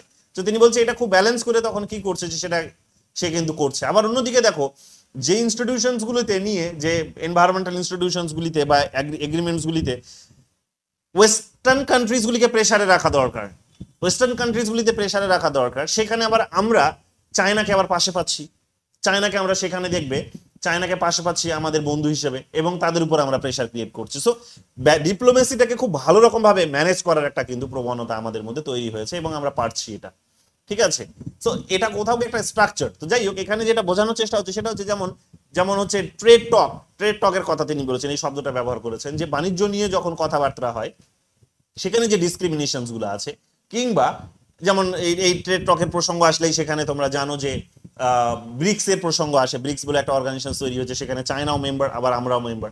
তো এটার মধ্য দিয়ে আমরা যেটা করার চেষ্টা করেছি সেটা হচ্ছে যে মানে এই লিবারেল ওয়ার্ল্ড, ইউরোপ এবং আমেরিকার মতো দেশগুলিকে আমরা মানে ইউরোপের বিভিন্ন দেশ এবং আমেরিকাকে আমরা সেখানে কিন্তু প্রেসারে রাখার একটা চেষ্টা করেছি। তো যেখানে আমাদের চায়না পার্ট, তো সেটা যদিও বা কিছুটা চায়নাকে ফেভার দিতেও আমরা দেখেছি যে না, আমরা আরসিপিতে জয়েন করিনি, বিআরএ জয়েন করিনি, ঠিক আছে। তো এগুলো আমরা করেছি। তো ডিপ্লোমেসিটাকে খুব সুন্দরভাবে ব্যবহার করেছি আমরা, কূটনীতিটাকে। আবার যেটা তিনি বলার চেষ্টা করেছেন সেটা হচ্ছে যে ওই যে ওয়েস্টকে প্রেসারে রাখার প্রসঙ্গ আসলে আমরা আবার চায়নাকে বন্ধু হিসেবে পাই। তো যেমন ট্রেড টকের কথা বললাম, আবার আমরা সেখানে চায়নাকে বন্ধু হিসেবে বা মেম্বার কান্ট্রি হিসেবে ব্রিক্সে পেয়েছি। আবার তার সাথে সাথে তিনি আরেকটা উদাহরণ দিয়েছেন, সেটা হচ্ছে ক্লাইমেট চেঞ্জ।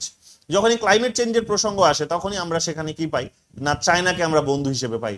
যে তখন একজোট হয়ে দুটো দেশ কি করে, তারা কিন্তু ওই ইউএস এর উপরে প্রেসার ক্রিয়েট করার কাজটা শুরু করে দেয়। সো এই বিষয়গুলো একটা বার্তা দিচ্ছে, যে ইন্ডিয়া এই মুহূর্তে তার যে সফট পাওয়ার, ডিপ্লোমেসির যে সফট পাওয়ার, এটাকে খুব সুন্দরভাবে কিন্তু এই যে সফট পাওয়ারের যে ইনস্ট্রুমেন্ট, এটাকে খুব সুন্দরভাবে ইউজ করতে পারছে। এই ক্যাপাসিটিটা তার তৈরি হচ্ছে, এবং সেটা টাইম টু টাইম সেখানে গ্রো করছে। এটা একেবারে জলের মতো পরিষ্কার বেরিয়ে আসছে। এই দৃষ্টান্তগুলো দেখলেই, নতুন ডেভেলপমেন্ট যেগুলো হচ্ছে সেগুলো দেখলেই কিন্তু জলের মতো সেটা পরিষ্কার হয়ে যায়। সো এই যে বার্তাটা তিনি কিন্তু এখানে দেওয়ার চেষ্টা করেছেন, সো এগুলো আমাদেরকে ভালো করে মাথায় রাখতে হবে। তো এই নর্মেটিভ পজিশনের ক্ষেত্রে তিনি এই সমস্ত কথাগুলো বলেছেন, এবং তার সাথে সাথে যেটা বললাম, leadership role in international institutions, এই কথাগুলো তিনি এখানে বলার চেষ্টা করেছেন। এরপরে দেখো কালচারের কথা তিনি বলেছেন। তিনি বলছেন যে কালচার দীর্ঘদিনের একটা পুরনো বিষয়। কালচারের ক্ষেত্রে ইন্ডিয়ার মতো পুরনো সিভিলাইজেশনের দিক থেকে যদি বলো, বা তার যদি রিলিজিয়নের দিক থেকে বলো, তাহলে দেখবে ইন্ডিয়ার একটা বড় ধরনের, যদি তিনি একটা ডিফারেন্স করেছেন সেখানে। তো যাই হোক, এখানে মোটামুটি ভাবে আমি সেই ডিফারেন্সে যাচ্ছি না। মোটামুটি ভাবে তিনি বলেছেন যে ইন্ডিয়ার যে কালচার, সেই কালচারের মধ্যে যেমন যে ফিলোসফি যেটা আছে, সেই ফিলোসফিগুলো দেখবে এই সাউথ ইস্ট এশিয়ার রিজিয়ন্স এর মধ্যে, সাউথ এশিয়া এবং সাউথ ইস্ট এশিয়ার রিজিয়নের মধ্যে কিন্তু বিশাল রকম ভাবে ছড়িয়ে আছে। তিনি নিজের একটা তার অভিজ্ঞতাকে তুলে ধরেছেন, যে তিনি বলছেন যে আমি ইন্দোনেশিয়াতে গিয়েছিলাম একটা সময়। ইন্দোনেশিয়াতে গিয়ে একটা জায়গার নাম বলেছেন তিনি, নামটা আমি এখন বলছি, যে সেখানে গিয়ে দেখছেন যে প্রচুর সেখানে হচ্ছে গৌতম বুদ্ধের মূর্তি, সেখানে দেখবে হিন্দু দেবদেবীদের মূর্তি সেখানে রয়েছে, এবং সেগুলোকে মানুষ প্র্যাকটিস করে এখনো পর্যন্ত। তিনি বলছেন, দেখাচ্ছেন এই বইটাতে সুন্দর করে লিখেছেন, যে সেখানকার মানুষ যদিও কনভার্টেড হয়ে ইসলামের দিকে চলে গেছে, তাদের হিস্ট্রিটা বুদ্ধিজমে ছিল, কিন্তু তারা কনভার্টেড হয়ে এখন তারা চলে গেছে ইসলামের দিকে, মেজরিটি এখন সেখানে ইসলাম। কিন্তু হলেও ইসলামের মধ্যে খুব সুন্দরভাবে তারা এখনো পর্যন্ত ইসলাম প্র্যাকটিস করলেও, তিনি বলছেন যে ইসলাম প্র্যাকটিস করলেও এই সমস্ত দেশের কালচারটা হচ্ছে এখনো বুদ্ধিজমকে প্র্যাকটিস করা বা হিন্দুজমকে প্র্যাকটিস করা। এখনো যখন তাদের সেখানে কোনো যখন সামাজিক অনুষ্ঠান হয়, তখন সেখানে যে প্লেগুলো করানো হয়, অর্থাৎ যে ড্রামাগুলো হয়, যাত্রাগুলো হয়, বিভিন্ন ধরনের যে সমস্ত অনুষ্ঠানগুলো হয়, তো সেখানে এখনো তাদের হিস্টোরিক্যাল রুটটাকে তারা ভুলে যায়নি। তার মানে তারা যেটা বলতে চাইছে সেটা হচ্ছে যে রিলিজিয়নের দিক থেকে তারা ডাইভার্টেড করেছে, কিন্তু কালচারের দিক থেকে তারা নিজেদেরকে ডাইভার্ট করেনি। কালচারটা একই রয়ে গেছে। তারা এখনো পর্যন্ত দেখবে ওই পুরনো সেই সমস্ত মানে কালচারটাকে প্র্যাকটিস করে, যেখানে বুদ্ধের লিঙ্ক পাবে, যেখানে তোমরা হিন্দুইজমের লিঙ্ক পাবে, তো সেটাকে তারা প্র্যাকটিস করে। তো একদিকে এটাকে রেখে দিয়েছে, আর অন্যদিকে নতুন ধর্মকে তারা গ্রহণ করেছে ঠিকই। তো এগুলো এক প্রকার তারা করছে, মানে এটা প্রমাণ হচ্ছে যে ইন্ডিয়ার যে সিভিলাইজেশন, তার যে কালচার, সেগুলো অনেক পুরনো, এবং এগুলোকে ইন্ডিয়া যদি রিভাইভ করতে পারতো, যদিও পারেনি, তিনি এটা বলেছেন যে ইন্ডিয়া সেটাকে রিভাইভ করতে পারেনি। দুঃখের বিষয় হচ্ছে এটাই যে রিভাইভ করতে পারেনি। এটা যদি রিভাইভ করতে পারতো ইন্ডিয়া, তাহলে তার একটা বড় কালচারাল একটা সফট পাওয়ার সেখানে কিন্তু জেনারেট হতে পারতো। যদিও এখন আমরা দেখতে পাচ্ছি যে বিভিন্ন যে সেমিনার্স গুলো হচ্ছে, কনফারেন্স গুলো হচ্ছে, সরকার যে সমস্ত ফান্ড গুলো অ্যালোকেট করছে বিভিন্ন এজেন্সির মাধ্যমে, রিসার্চ এজেন্সিগুলো, যেমন ICSSR বলতে পারো, তারপরে ICSS সহ আরো এই ধরনের অনেক আছে, মাকায়াস আছে, তারপরে তোমরা দেখতে পাবে যে ওয়ার্ল্ড ইকোনমিক অ্যাফেয়ার্স বলে একটা বোধহয়, ওয়ার্ল্ড গ্লোবাল অ্যাফেয়ার্স, এই ধরনের কোনো নাম আছে, ডাব্লু দিয়ে একটা নাম আছে। তো যাই হোক, বিভিন্ন এই ধরনের বিভিন্ন যে সোশ্যাল সায়েন্সের উপর যারা রিসার্চ করে, যে এজেন্সিস গুলো যেগুলো আছে, যারা যেমন আমাদের মতো আমার মতো স্কলার্সকে যারা হয়তো ফান্ড দেয়, ফান্ড দিয়ে তাদেরকে দিয়ে একটা হয়তো গবেষণার কাজ করায়, তো সেখানে তারা কি করে না, সেখানে বেসিক্যালি এটাই করে যে ইন্ডিয়ার স্ট্রেংথ কোথায়, ইন্ডিয়ার দুর্বলতা কোথায়, এগুলো খুঁজে বের করার চেষ্টা করে এবং কিভাবে নতুন করে সেই সমস্ত পুরনো স্ট্রেংথ গুলোকে ফিরিয়ে নিয়ে আসা যেতে পারে, রিভাইভ করানো যেতে পারে, সেই চেষ্টাটা তারা করছে। হ্যাঁ, তো ডেটাগুলোকে সেখানে আবার নতুন করে উদ্ধার করার কাজটা তারা করছে। তো এখানেই তোমরা দেখবে যে তিনি বলার চেষ্টা করেছেন যে ইন্ডিয়া এই জায়গায় ব্যর্থ হয়েছে, যদি এখন ধীরে ধীরে চেষ্টাটা শুরু হয়েছে, সরকারের এই ফান্ডগুলো পাচ্ছে। তো এখানে এই চেষ্টাটা বলে দিচ্ছে এক প্রকার যে ইন্ডিয়া শুরু করেছে, যদি এই সম্পর্কে তিনি বিশেষ কিছু বলেননি যে ইন্ডিয়া শুরু করেছে, এটা আমার নিজস্ব ভাবনা। বাট আমি এটা তোমাদের বলতে চাইছি, বা যে বইয়ে যেটা তিনি বলেছেন সেটা হচ্ছে যে ইন্ডিয়ার যে কালচার, সেই কালচারটা অনেক পুরনো, এই দেশগুলোতে আশেপাশে দেখলে সেটা কিন্তু বোঝা যায়। তো স্বাভাবিকভাবে ইন্ডিয়া এখন এটার সাথে আবার যদি তার ওই পুরনো লিঙ্কটাকে যদি জুড়তে পারে, রিভাইভ করতে পারে, তাহলে কোথাও গিয়ে তার পুরনো সেই গৌরবটা ফিরে আসবে। এবং অলরেডি এটা হয়েছে, তোমরা দেখবে সেখানে বুদ্ধের একটা বড় মূর্তি তৈরি করলো, কোথায় ওটা যেন ইয়েতে বোধহয় বিহারে না কোথায় একটা বুদ্ধের মূর্তি তৈরি করলো না, বুদ্ধের মূর্তি তৈরি করলো নরেন্দ্র মোদী, কোথায় জায়গাটার নাম কি,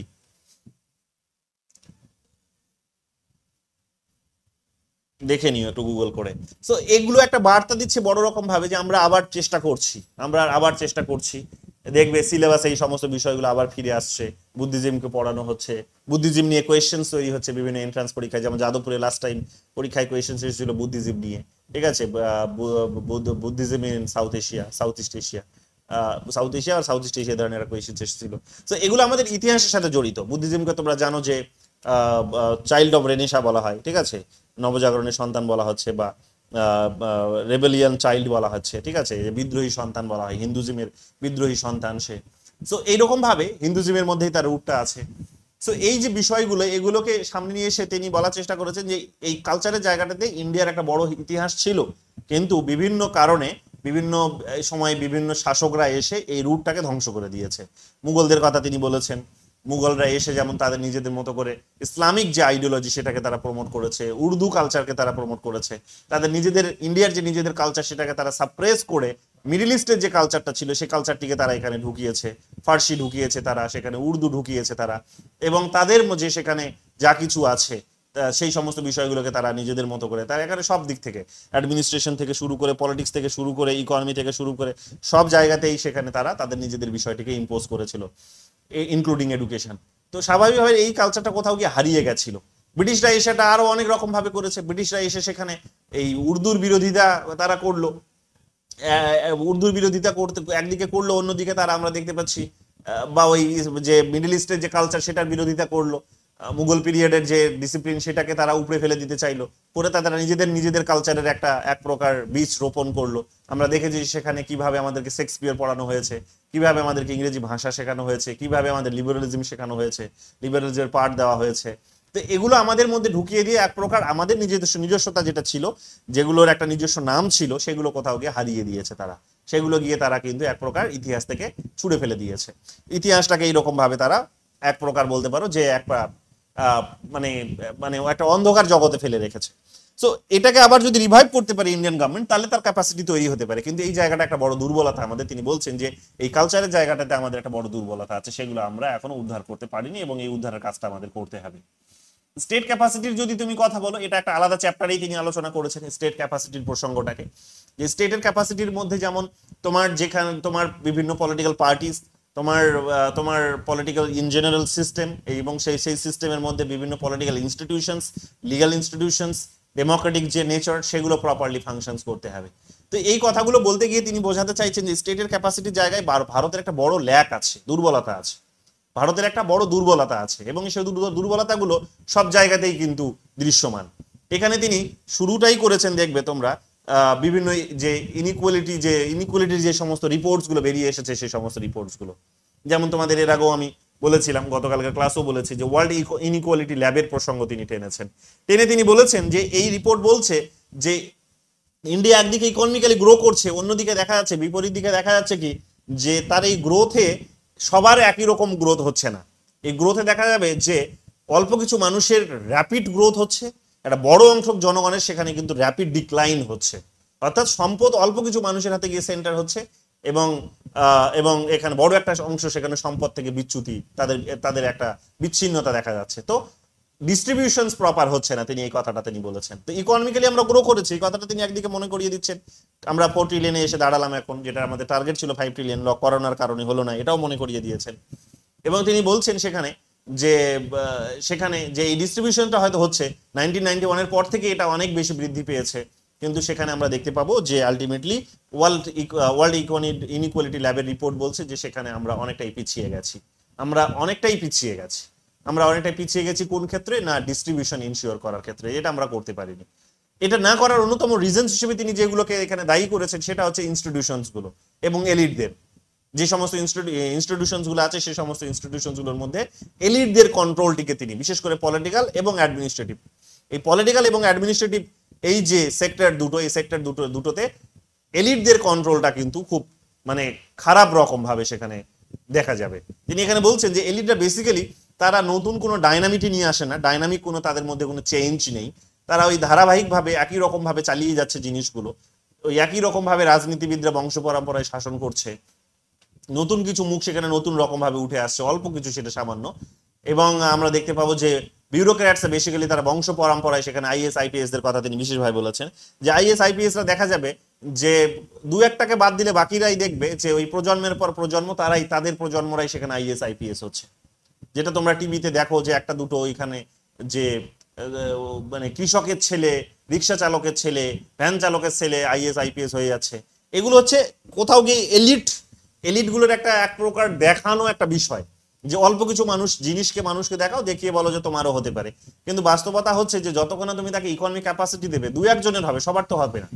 এই জায়গাতে তিনি এখানে দোষারোপটা করেছেন সেটা হচ্ছে যে এই ইনস্টিটিউশনস গুলোতে, যে সমস্ত ইনস্টিটিউশনস গুলো ইন্ডিয়ার আছে বিশেষ করে পলিটিক্যাল এবং অ্যাডমিনিস্ট্রেটিভ, সেখানে এলিট কন্ট্রোলটা, ট্র্যাডিশনাল এলিটদের কন্ট্রোলটা ভীষণ রকম ভাবে সেখানে কিন্তু রয়েছে। এবং এই কন্ট্রোলটাকে লুজ করতে না পারলে, এখানে ডেমোক্রেটিক প্র্যাকটিসটাকে ইনশিওর করতে না পারলে, ফেয়ার এখানে অ্যাপয়েন্টমেন্ট সিস্টেমটিকে ইনশিওর করতে না পারলে এবং প্রসেসটিকে ফেয়ার করতে না পারলে আলটিমেটলি এখানে কোনো চেঞ্জ আসবে না। এদের হাত ধরে নতুনত্ব কিছু আসছে না। এই পুরনো মানধাত্তা আমলের যে সমস্ত বিউরোক্র্যাট রয়েছে তারা তাদের উত্তরপুরুষরা আজকে যারা বিউরোক্রেসিতে আছে, আজ থেকে 20 বছর আগে যিনি রিটায়ার করেছিলেন তার ছেলে আজকে এসে, বা এই জাস্ট যিনি হয়তো এখন রিটায়ার করলেন তার ছেলে, বা রিটায়ার করার আগেই অনেকে তাদের ছেলে মেয়েরাও দেখবে আইএস আইপিএস হয়ে যাচ্ছে। তো এইরকম ভাবে তারা নিজেদের একটা বংশ পরম্পরায় এই যে একটা হোল্ড এই সেক্টরটার উপর রেখেছে, আলটিমেটলি এরা নতুন কোনো চেঞ্জ নিয়ে আসতে পারছে না, ধারাবাহিকভাবে এটা চলছে। তো এই ধারাবাহিকতা আলটিমেটলি ইন্ডিয়ার যে একটা গ্রোথ, যে প্রপার ডিস্ট্রিবিউশন হতে পারতো, হলে যে আরো বেশি করে গ্রোথ হতে পারতো, তো সেই জায়গাগুলোকে কোথাও একটা প্রতিবন্ধকতা ইনশিওর করেছে। এই কথাগুলো তিনি আমাদেরকে মনে করিয়ে দিচ্ছেন। তো এই বিষয়গুলো তিনি বারবার বলার চেষ্টা করেছেন, এগুলো আমরা দেখতে পাবো।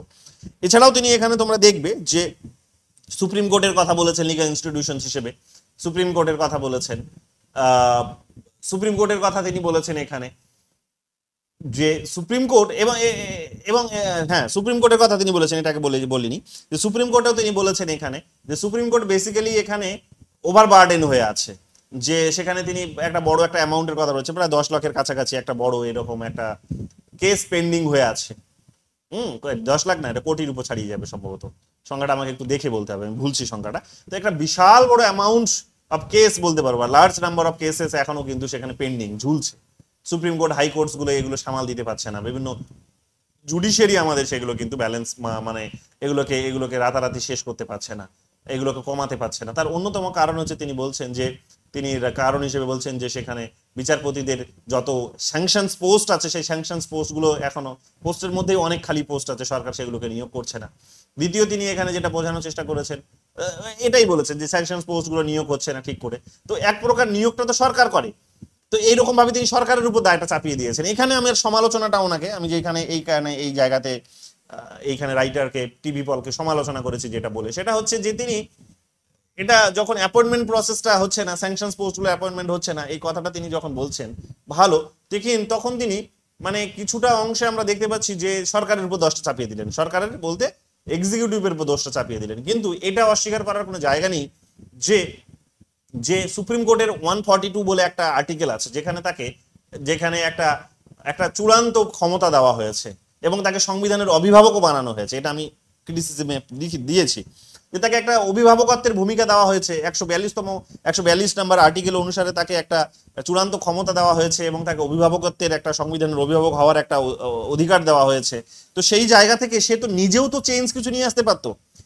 যখনই দেখবে বিচারপতিদের যখনই দেখবে রিক্রুটমেন্ট জনিত কোনো প্রসঙ্গ আসে, তখন তারা দেখবে একটা মানে রাতারাতি একটা ওভার রিয়াক্ট করে ফেলে, কাইন্ড অফ, সেটাই আমরা দেখতে পেয়েছি। যেমন 99th অ্যামেন্ডমেন্ট যেটা সংবিধানের হয়েছিল, তো সেই অ্যামেন্ডমেন্টটাকে তারা যেন রাতারাতি বদলে দিয়ে তারা সেটাকে মানে ওটা মানে কি বলবো, রাতারাতি সেটাকে মানে মানে মানে বেআইনি বলে তারা ঘোষণা করে দিল এবং আইনটাকে বাতিল করে দিল। সংবিধান সংশোধন যেটা 99তম, সেটাকে বাতিল করে দিল সুপ্রিম কোর্ট, এনজেএসসি যেটার মধ্যে দিয়ে নিয়ে আসার চেষ্টা করেছিল।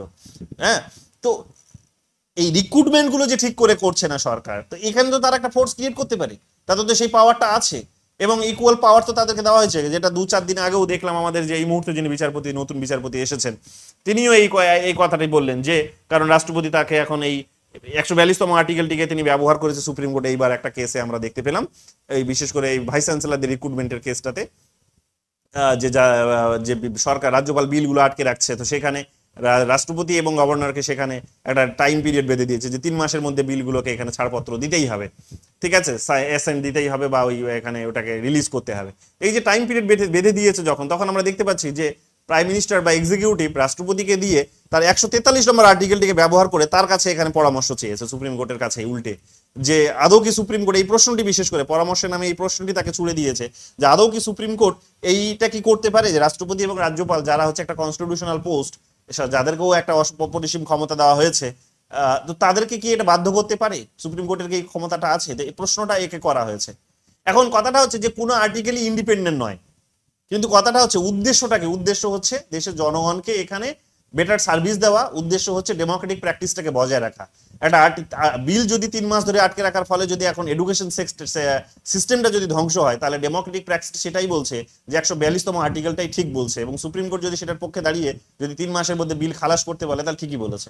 ঠিক একই রকম ভাবে যখন বিচারপতিরা নিয়োগ হচ্ছে না, তখন তো সুপ্রিম কোর্ট তার 142 নম্বর আর্টিকেলটা ইউজ করতে পারে, করেনি কেন?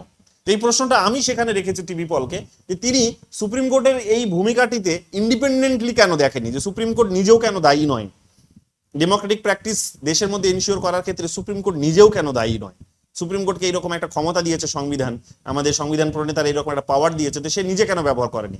নিজেদের যখন এখানে অ্যাপয়েন্টমেন্টের প্রসঙ্গ আসে, তখন তারা সেখানে একটা আগ বাড়িয়ে সেখানে বেসিক স্ট্রাকচারের মধ্যে সেটাকে নিয়ে আসে, বাকি ক্ষেত্রে তারা কোনো এই ধরনের কোনো রিয়াকশনই দেয় না। তো এটা কেন? শুধুমাত্র এক্সিকিউটিভের দোষটা তো চাপালে হবে না, সুপ্রিম কোর্টেরও এখানে আমাদের একটা গড়িমসি আমরা কিন্তু দেখতে পাবো। এটা নিয়ে তো কোনো মানে মানে দ্বিধার কোনো জায়গা নেই। এবং এটাও একটা বাস্তবতা, তোমরা দেখবে যে এসসি এসটি ওবিসি মাইনরিটিদের রিপ্রেজেন্টেশন সুপ্রিম কোর্টের বিচারপতিদের বা হাইকোর্টের বিচারপতিদের ক্ষেত্রে নেই। অল্প কিছু পরিবারের মানুষ ওই বংশ পরম্পরায় তারা দেখবে সেখানে ওই ওই এই জুডিশিয়ারিটাকে কন্ট্রোল করছে। তো এটাও তো আমাদেরকে দেখতে হবে, এগুলো টিভি পল দেখতে পাননি। তো এই জায়গাতে আমি একটা ছোট্ট করে ওনাকে ক্রিটিসাইজ করেছি, আশা করি উনি বুঝতে পারবেন এটা জার্নালে বেরোলে কখনো তো পড়লে। তো এই জায়গাতে আমরা দেখতে পাবো যে এই সমস্ত ল্যাক্স গুলো কিন্তু রয়ে গেছে, এই সমস্ত ল্যাক্স গুলো, অভাবগুলো ইন্ডিয়ান ডেমোক্রেসিতে জুডিশিয়ারি তরফ থেকে লিগ্যাল ইনস্টিটিউশন হিসেবে সেটা রয়ে গেছে। আর একটা জায়গায় উনি বেশ কতগুলো কথা বলেছেন যে ইলেকশনস কমিশন নাকি আনবায়াসড হয়ে কাজ করছেন। এইটাতে আমার একটু গায়ে লেগেছে, মানে আমি ব্যক্তিগতভাবে রিডার হিসেবে এটা আমার খারাপ লেগেছে যে আনবায়াসড হিসেবে যদি কাজ করেই থাকে, তাহলে এতদিন মানে ইলেকশনস কমিশনের কে নিয়ে এই কন্ট্রোভার্সিটা উঠলোই বা কেন? আর এই আনবায়াসড হিসেবে যদি কাজ করতোই, তাহলে এখন নতুন করে আইন পাশ করাতেই বা হলো কেন? সুপ্রিম কোর্টকে এখন সেখানে জাজমেন্ট দিতেই হলোই বা কেন হলো? এটা নিয়েও আমি কোয়েশ্চেন্স করেছি। আনবায়াসড নয় সুপ্রিম কোর্টে, মানে এই ইলেকশনস কমিশনের যে ভূমিকা, এই ভূমিকাটিকে সংবিধান থেকে এখানে একটা গ্যাপ রেখে দেওয়া হয়েছিল, যে এর অ্যাপয়েন্টমেন্ট, এটা তোমাদের ইলেকশনস কমিশন পড়া থেকেও আমি বলেছি যে শুরু থেকেই এখানে আমরা দেখতে পাচ্ছি যে ইলেকশনস কমিশনের যে অ্যাপয়েন্টমেন্ট প্রসেস, এখানে একটা গ্যাপ আছে। সেই গ্যাপটা হচ্ছে কি, যে অ্যাপয়েন্টমেন্টটা কিভাবে হবে সেই প্রসেস সম্পর্কে কিছু বলা হয়নি। তো ফলে এক্সিকিউটিভরা নিজেদের মতো করে এখানে নিজেদের পছন্দের লোকগুলোকে ইলেকশনস কমিশনে বসাতেন এবং তাদেরকে দিয়ে নিজেদের মতো করে কাজ করিয়ে নিতেন। একমাত্র ব্যতিক্রম ছিলেন টিএন শেষন, যেটা তোমরা জানো। টিএন শেষন বাদে বাকিরা এখানে কেউ কিন্তু এই অবজেকশন গুলো করেনি, সবাই এখানে সরকারের সাথেই কাজ করেছে। কিন্তু এখন তো এসে সেই ডিফারেন্স গুলো তো চোখে পড়ছে অ্যাপয়েন্টমেন্ট প্রসেস এখন সুপ্রিম কোর্টে যাচ্ছে, সুপ্রিম কোর্ট নিজে সেখানে একটা পার্টি হয়েছিল, নতুন আইন পাশ করে সরকার আবার সুপ্রিম কোর্টের জাজমেন্টকে উল্টে দিয়ে সুপ্রিম কোর্টকে সেখান থেকে বাইর করে দিল, প্রধান বিচারপতিকে করে দিয়ে বললো না যে না, সুপ্রিম কোর্টকে ইলেকশন কমিশনের অ্যাপয়েন্টমেন্টে থাকার দরকার নেই। তার মানে কি, এটা তো একটা সিগন্যাল যে ইলেকশন কমিশন প্রপার ফাংশনস করছিল না, এটা নিয়ে তো কোনো সন্দেহ নেই। কিন্তু তিনি বলছেন আনবায়াসড হয়ে নাকি কাজ করছে। সো এটাও আমার একটু সমালোচনার জায়গা আমি পেয়েছি ওনাকে, এই জায়গাটাও আমি সমালোচনা করেছি। সো এটাও একটা দুর্বলতা আমাদের, যে ইলেকশন কমিশন প্রপারলি তার যে শুরু থেকেই স্বাধীনতার সময়কাল থেকে এটা চলে আসছে, ইলেকশন কমিশনকে তার যে ইলেকশন প্রসেস, তার যে অ্যাপয়েন্টমেন্ট প্রসেস, সেই প্রসেসটিকে এখানে ঠিকঠাকভাবে সংবিধানে এটা সম্পর্কে বিশেষ কিছু লেখা হয়নি, যেটা লেখাটা ভীষণ উচিত ছিল। কারণ ইলেকশন কমিশন যদি নিরপেক্ষ না হয়, দেশের গণতন্ত্রের উন্নতি হবে না, হ্যাঁ, দেশের অর্থনৈতিক উন্নতি হবে না। তো এই জায়গাগুলোতে একটা ল্যাক্স রয়ে গেছে, এই কথাগুলো তিনি এখানে বলেছেন।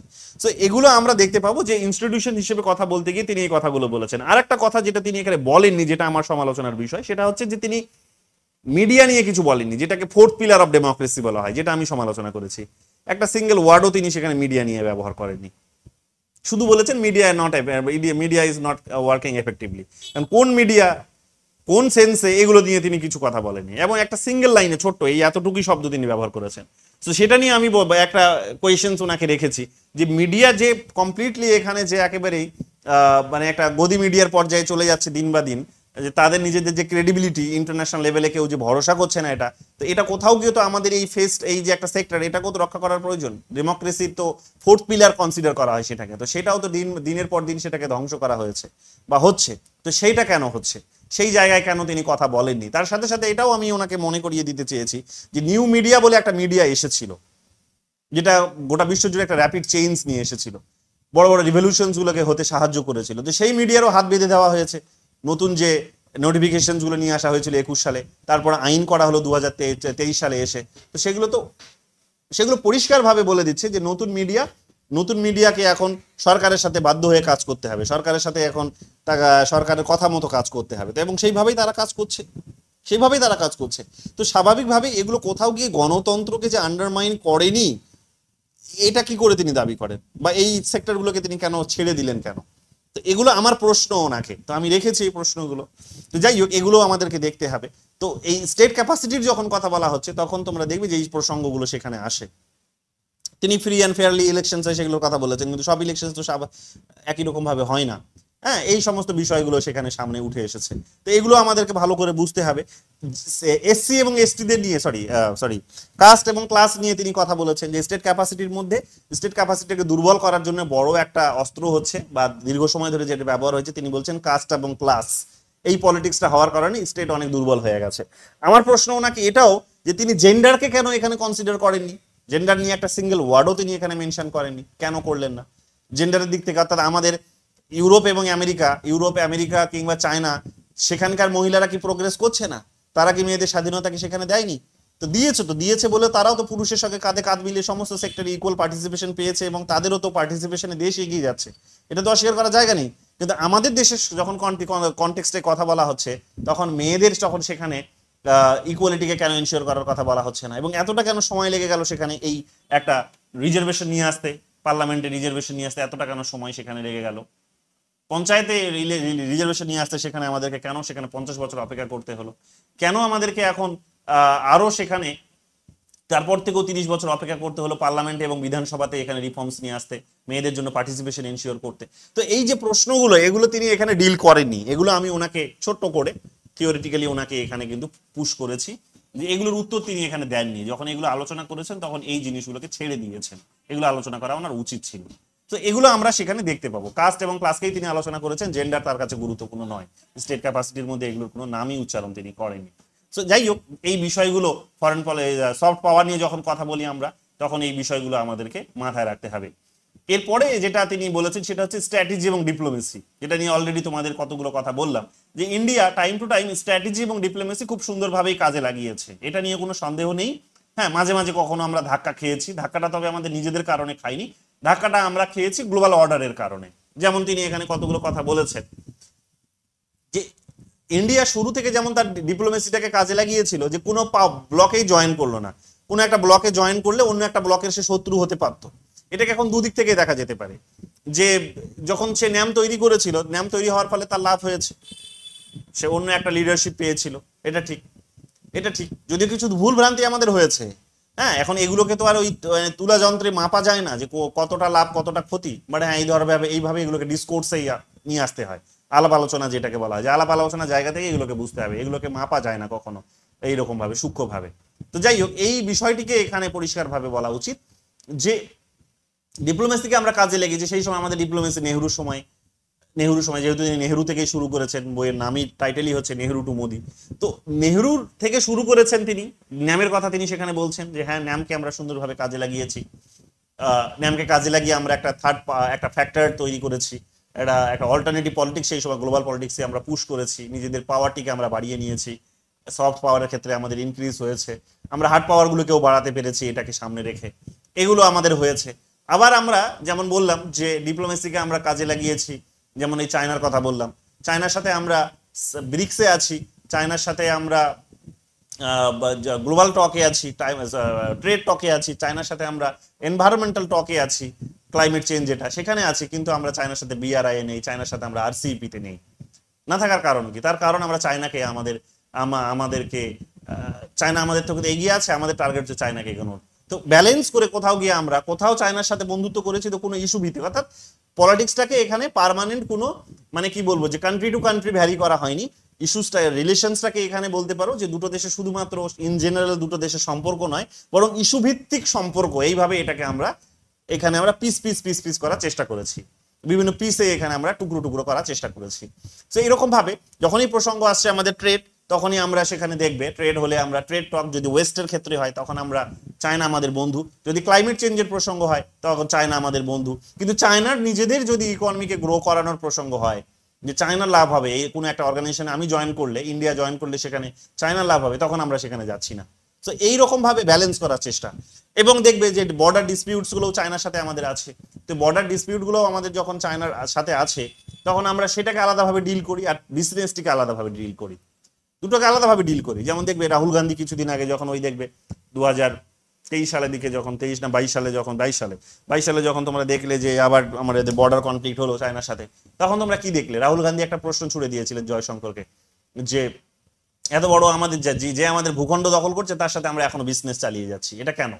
তখন জয়শঙ্কর খুব ডিপ্লোম্যাটিক্যালি একটা আনসার দিয়েছিলেন যে রাহুলের প্রশ্নগুলো শুনলে মনে হয় যে আমি একটা কোনো বাচ্চার প্রশ্ন শুনছি, কাইন্ড অফ এই ধরনের একটা কথা বলেছিলেন, যে চাইল্ডিশ একটা কথা তিনি বলছেন যে আজকের বিশ্বে দাঁড়িয়ে এরকম ভাবে কারোর সাথে সরাসরি রাতারাতি সেখানে কিন্তু বিজনেস বন্ধ করা যায় না। এটা বুঝতে হবে যে বর্ডারের কনফ্লিক্ট একটা আলাদা ইস্যু এবং বিজনেস আর একটা আলাদা ইস্যু। তো এই যে তিনি এই কথাটা সুন্দরভাবে বলতে পারলেন, বিরোধীদের মুখটা যে বন্ধ করতে পারলেন, এটাও এক প্রকার লিডারশিপের পর্যায়ে আসে। এগুলো আমরা পড়বো এখানে, সফট পাওয়ারের মধ্যে সেই লিডারশিপের রোলটাও আছে। তো যাই হোক, এখানে তিনি তোমরা দেখবে যে এই যে কথা, এই ব্যালেন্স করার কাজটা যে আমরা করতে পারছি। আবার আমেরিকাকেও আমরা ব্যালেন্স করছি, দেখো একদিকে আমেরিকাকে দেখো ব্যালেন্স করার চেষ্টা করছি আমরা আমরা আমরা যখন চায়নাকে যখন আমাদের কাউন্টার করার প্রসঙ্গ আসছে তখন আমরা আমেরিকাকে বন্ধু হিসেবে পেয়ে যাচ্ছি। আবার বিভিন্ন দেশে গিয়ে দেখবে আমাদের আমেরিকার সাথে আবার একটা কম্পিটিশন আছে, বিশেষ করে আফ্রিকার দেশগুলিতে দেখবে আমেরিকার সাথে আমাদের একটা বড় কম্পিটিশন আছে। দেখবে এখানে আদানির যে একটা বড় এই যে কারাপশন, সেখানে তারা যে ধরে বের করেছে।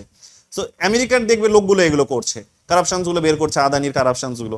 সো এখানে দেখবে তারা যেহেতু কম্পিটিটর, স্বাভাবিকভাবেই তারা এই কাজগুলো করবে। তো এইগুলো হচ্ছে।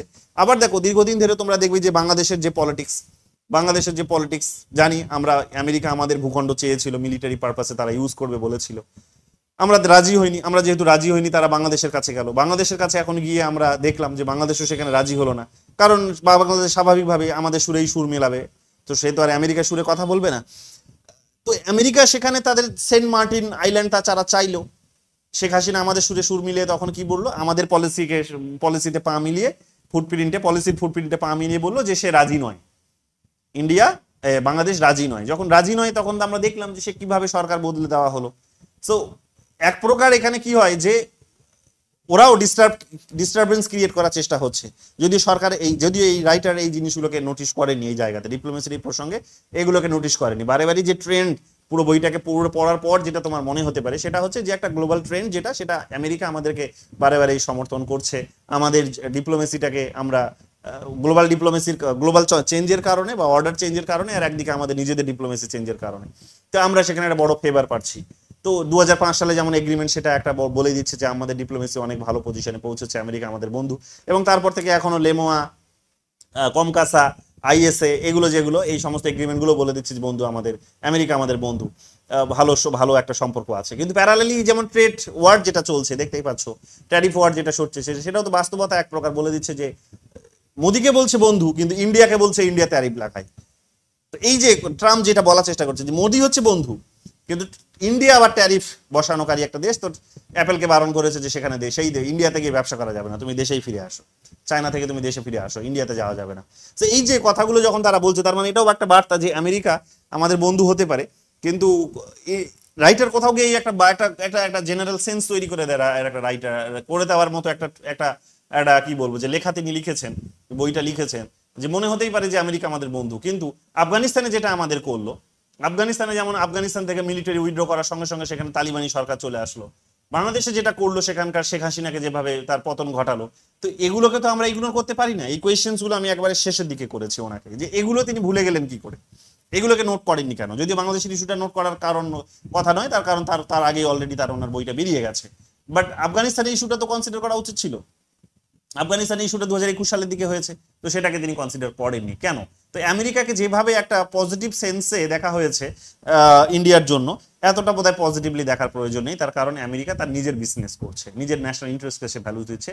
তো আফগানিস্তান এবং বাংলাদেশের এই নতুন ডেভেলপমেন্টস গুলো বলে দিচ্ছে যে আমেরিকা আমাদের খুব একটা মানে আমাদের বিজনেস পার্টনার হলেও, আমাদের বিভিন্ন প্ল্যাটফর্মে তারা আমাদের বন্ধু হলেও, কিন্তু কথাটা হচ্ছে যে সে কিন্তু আমাদের কম্পিটিটরও বটে, এবং আমাদেরকে তারা তাদের নিজেদের ন্যাশনাল ইন্টারেস্টের পার্সপেক্টিভ থেকে আমাদের সাথে কিন্তু রিলেশন এস্টাবলিশ করছে। সো এইগুলোকে ভুলে গেলে হবে।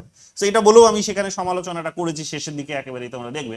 এরপরে তোমরা দেখবে যেটা বলার, সেটা হচ্ছে যে এরপরে তোমরা তাহলে বুঝতেই পারছো যে এখানে এই ডিপ্লোমেসি এবং মানে এই স্ট্র্যাটেজি এবং ডিপ্লোমেসিকে আমরা খুব সুন্দরভাবে কাজে লাগিয়েছি, ব্যালেন্স করার চেষ্টা করছি বিভিন্ন ইনস্টিটিউশনগুলোকে, বিভিন্ন লোকেশনে, বিভিন্ন রকমভাবে, বিভিন্ন অর্গানাইজেশনসে গিয়ে ব্যালেন্স করার চেষ্টা করার মধ্য দিয়ে আমাদের নিজেদের সফটওয়্যারকে আমরা বৃদ্ধি করার কাজটা করেছি।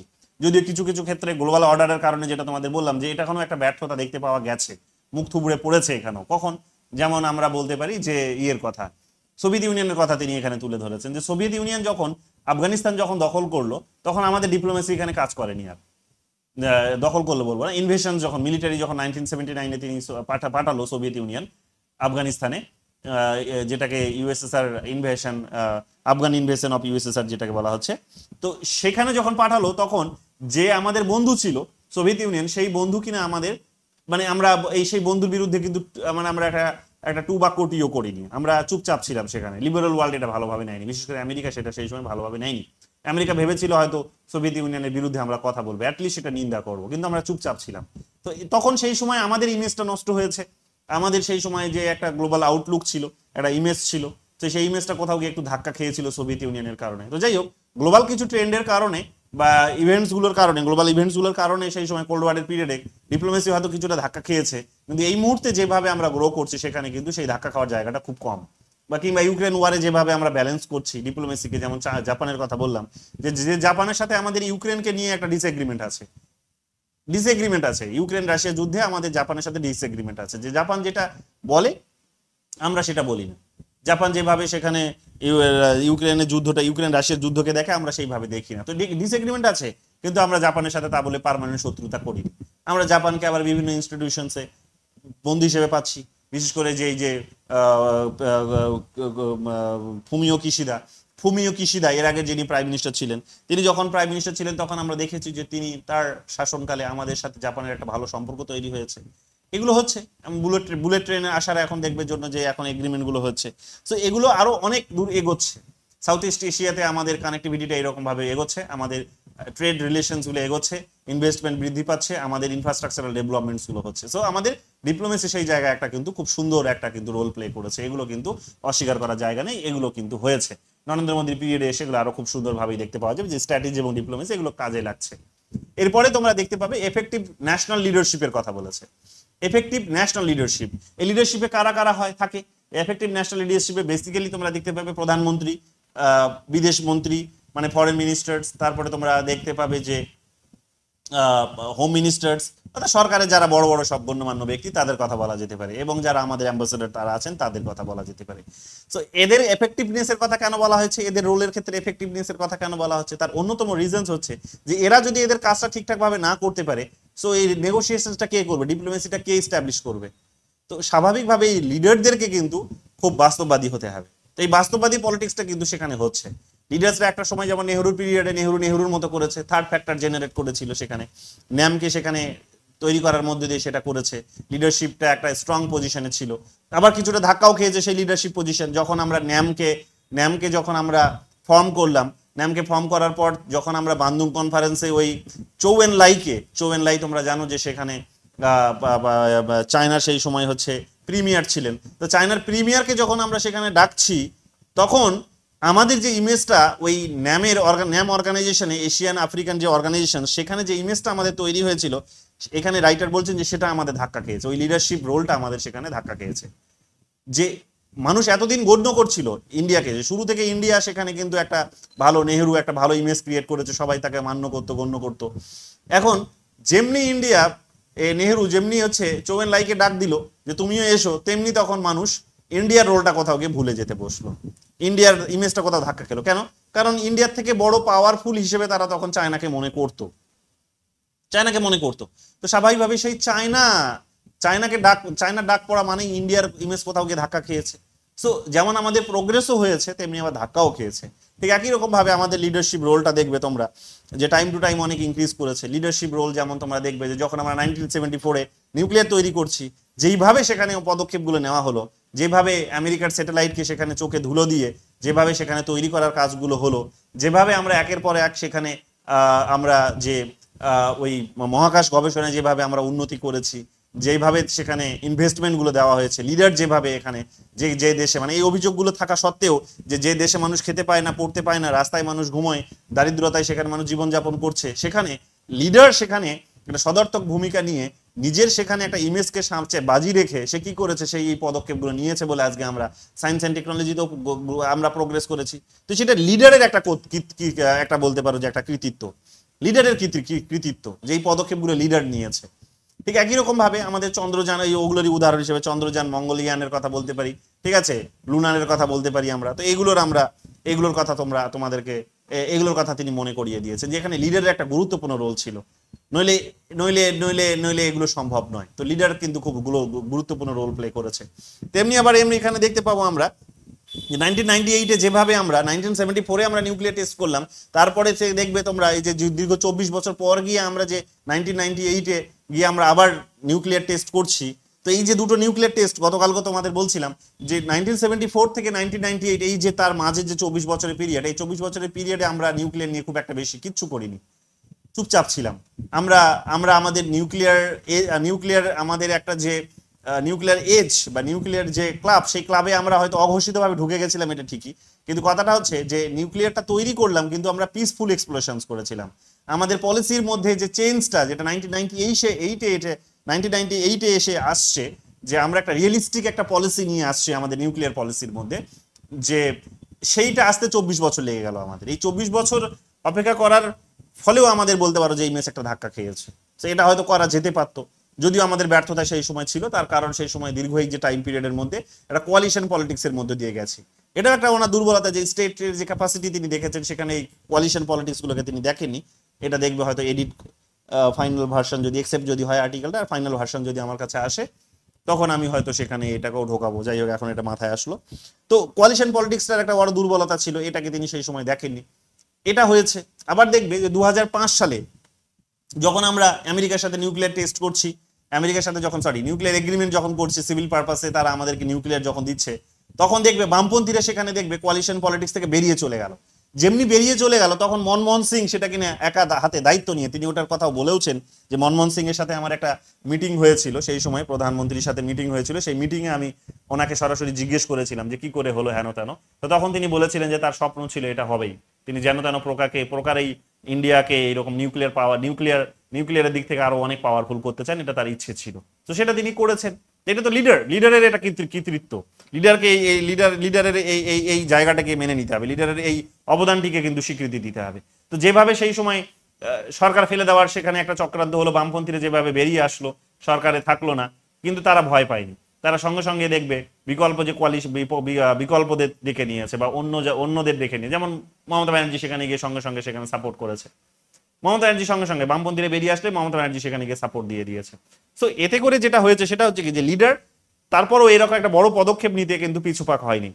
বামপন্থীরা যে অভিযোগটা সেই সময় করেছিল যে যে দেশে মানুষ খেতে পারে না, পড়তে পারে না, নিরাপত্তা নেই মানুষের, এই ধরনের আর কি, সে ফুড সিকিউরিটি নেই, হেলথ সিকিউরিটি নেই, ডিস্ট্রিবিউশন প্রপার না করে এত বড় একটা সম্পদ সেখানে ঢালার কি প্রয়োজন আছে, তো এটাকে তারা মানতে চায়নি। তো স্বাভাবিকভাবে আমরা দেখতে পেলাম যে সেখানে মনমোহন সিং সেখানে চুপ করে থাকেননি, তিনি কিন্তু নিজে এবং ইউপিএ গভর্নমেন্ট সেই সময় নিজে একা হাতে, ইউপিএ 1 ছিল সেই সময়, নিজে দায়িত্ব নিয়ে তখন আমরা দেখতে পাবো যে সেই এগ্রিমেন্টটা সফল করেছেন এবং সেটা আজকের দিনে আমাদের একটা বড় সাকসেস বলে কনসিডার হচ্ছে। সো লিডারেরই তো কৃতিত্ব, এটা লিডারকেই তো এই শ্রেয়টা যায়। তো এটা তো সেই সময় হয়েছে। আবার ঠিক একই রকম ভাবে দেখবে টেরোরিজমকে যেভাবে ধ্বংস করার জন্য আমরা এগিয়েছি, আমাদের যে সমস্ত মানে যেভাবে যেভাবে আমরা সেখানে তাদেরকে জবাব দিয়েছি এই সমস্ত বিষয়গুলোর ক্ষেত্রে, এই পরেও যেভাবে হচ্ছে, এখনো যেভাবে জিনিসগুলো হচ্ছে, সেখানে যেভাবে আমরা জবাব দিচ্ছি, তো সেগুলো একটা বড় বার্তা দিচ্ছে যে আমাদের লিডারের একটা বড় পজিশন আছে, লিডারশিপ একটা বড় রোল প্লে করছে। গোটা বিশ্ব জুড়ে যখন আমাদেরকে এই অভিযোগটা করা হচ্ছে যে আমরা ইউক্রেন রাশিয়া যুদ্ধে, আমরা যদি এই কথাগুলো তিনি এখানে বলেননি, বলা উচিত ছিল, লিডারশিপের রোলের ক্ষেত্রে এগুলোকে দেখানো উচিত ছিল, যে ইউক্রেন রাশিয়া যুদ্ধে যখন আমরা একটা বড় কি বলতে পারবো যে মানে কি, ইউক্রেন রাশিয়া যুদ্ধে যখন আমরা অংশগ্রহণ করছি না, কোনো পক্ষে অংশগ্রহণ করছি না, নিউট্রাল থাকার চেষ্টা করছি, তখন ইউরোপ আমাদের উপর যে অভিযোগটা করছে যে আমরা ইউরোপকে আজকে সাহায্য সহযোগিতা করছি না, রাশিয়ার কাছ থেকে বিশেষ করে তারা যেভাবে সাহায্যটা চাইছে সেটা হচ্ছে যে রাশিয়ার কাছ থেকে যদি আমরা ওয়েল এবং গ্যাস কেনা যদি বন্ধ করে দিই, তাহলে কোথাও গিয়ে রাশিয়া জব্দ হবে এবং ইউরোপের সাথে যুদ্ধ করতে চাইবে না, ইউক্রেনের ভূখণ্ড দখল করবেন বা ইউরোপের দিকে সে এগ্রেসিভ পলিসিকে প্রমোট করবে না। তো এখন আমরা সেখানে যেভাবে বললাম যে না, আমরা এই ধরনের কিছু করব না, ইউরোপ আজকে নিজেদের প্রবলেমটাকে আমাদের প্রবলেম বলে চাপিয়ে দিয়ে আমাদেরকে আছে তারা দাবি রাখছে যে আমরা রাশিয়ার সঙ্গে সম্পর্ক খারাপ করব, এটা তো আমরা করব না। ফরেন মিনিস্টার যেভাবে জবাবটা দিলেন, তো পরিষ্কার বুঝতে পারছো যে এটা লিডারই একমাত্র পারে, এরকম যোগ্য লিডারই পারে একমাত্র, যে যোগ্য লিডার থাকলে এই কথাগুলো বোধহয় এত জোরালো ভাবে বলা যেতে পারে। তো এটা তো অস্বীকার করার কোনো জায়গা নেই। ফরেন মিনিস্টারের এই কারণে দেখবে গোটা পৃথিবী জুড়ে নাম, তার মানুষ প্রশংসা করছে, যেটা তিনি বলেছিলেন, what Europe things it's Europe problems is the problem of all, না এই ধরনের একটা কথা বলেছিলেন এবং বললেন যে এবং বাকিদের যেটা প্রবলেম সেটা ইউরোপের প্রবলেম নয়। তো এই যে কথাটা বললেন, যেভাবে ইউরোপের মাটিতে দাঁড়িয়ে তিনি ইউরোপকে এইভাবে একটা জোরালো কথা বলে আসলেন, এবং তারপরও শুধু বলে আসলেন না, বলার পরেও তিনি কিন্তু যেই মানে যে যে যে শিরদাঁড়া নিয়ে কথাটা বলেছিলেন, সেই শিরদাঁড়াটা কিন্তু একই রকম আছে। এটা এই পজিশনটা তিনি যে আমরা যে দেখাতে পেরেছি, এটা একটা বড় দৃষ্টান্ত, যেটা লিডারই একমাত্র পারে, নইলে হয়তো ভয় পেয়ে যেত। এর আগেও আমরা দেখবে যে যখন ডোনাল্ড ট্রাম্পের আমলে, ডোনাল্ড ট্রাম্প যখন ইরানের উপর যখন স্যাংশন চাপিয়েছিল 2017 সালের দিকে, তখন আমরা দেখবে সেই স্যাংশনসকে উপেক্ষা করিনি, আমরা ইরানে চাবাহার পোর্ট যে এস্টাবলিশমেন্ট করছিলাম সেখানে আমরা কাজ বন্ধ করে দিয়েছি, কিন্তু এখন এসে আর সেটা আমরা করলাম না। তো 17 থেকে 24-এর মধ্যে, 17 থেকে এই যে 22-এর মধ্যে 5 বছরের গ্যাপে আমরা নিজেদেরকে অনেক রকম ভাবে তৈরি করে নিয়েছি। আমরা বুঝে গেছি তার মধ্যে যে এই সিচুয়েশন আবার আসতে পারে ইন্ডিয়ার জন্য, যে ওরা স্যাংশনস বসাবে ওদের উপর আর আমাদের ক্ষতি হবে। সো ওদের পলিসির কারণে, ওদের নিজেদের ন্যাশনাল ইন্টারেস্টের কারণে ওরা নিজেদের মতো করে ফর্মুলা সেট করবে, নিজেদের মতো করে যুদ্ধ খেলবে, আর আমাদের সেখানে একটা পরাজয় হবে। তো এইটা 2017 সালে যখন স্যাংশনস বসিয়েছিল তখনই রিয়েলাইজ করে নিয়েছিল সরকার যে এটা হতে পারে। তো সেই কারণে যখন রাশিয়ার সঙ্গে যখন ইউক্রেনে যুদ্ধ হচ্ছে, তখন দেখবে সেই স্যাংশনসকে উপেক্ষা করেও তোমরা দেখবে যে আমরা রাশিয়ার কাছ থেকে তেল কিনছি এবং ইউরোপ এবং আমেরিকা আমাদের কিচ্ছুটিও করতে পারলো না, কিচ্ছুটি করতে পারলো না। এটা কে? এটা লিডারের এই ভিশনটা আছে বলে লিডার কোথাও গিয়ে এই কাজগুলো করতে পারছে। এটা হচ্ছে নেহরু, সরি এটা হচ্ছে মোদি, এটা হচ্ছে জয়শঙ্কর এবং তার পুরো যে টিম, সেই টিম মিলে এই সমস্ত অ্যাচিভমেন্টগুলো তাদের পকেটে তারা নিয়ে আসতে পেরেছে। তো এগুলো বারেবারই বলা যেতে পারে যে এগুলো হচ্ছে কতগুলো লিডারের গুরুত্বপূর্ণ ভূমিকা, যেগুলো তিনি এতগুলো ডিটেলসে বলেননি, যেগুলো আমি তোমাদের বললাম।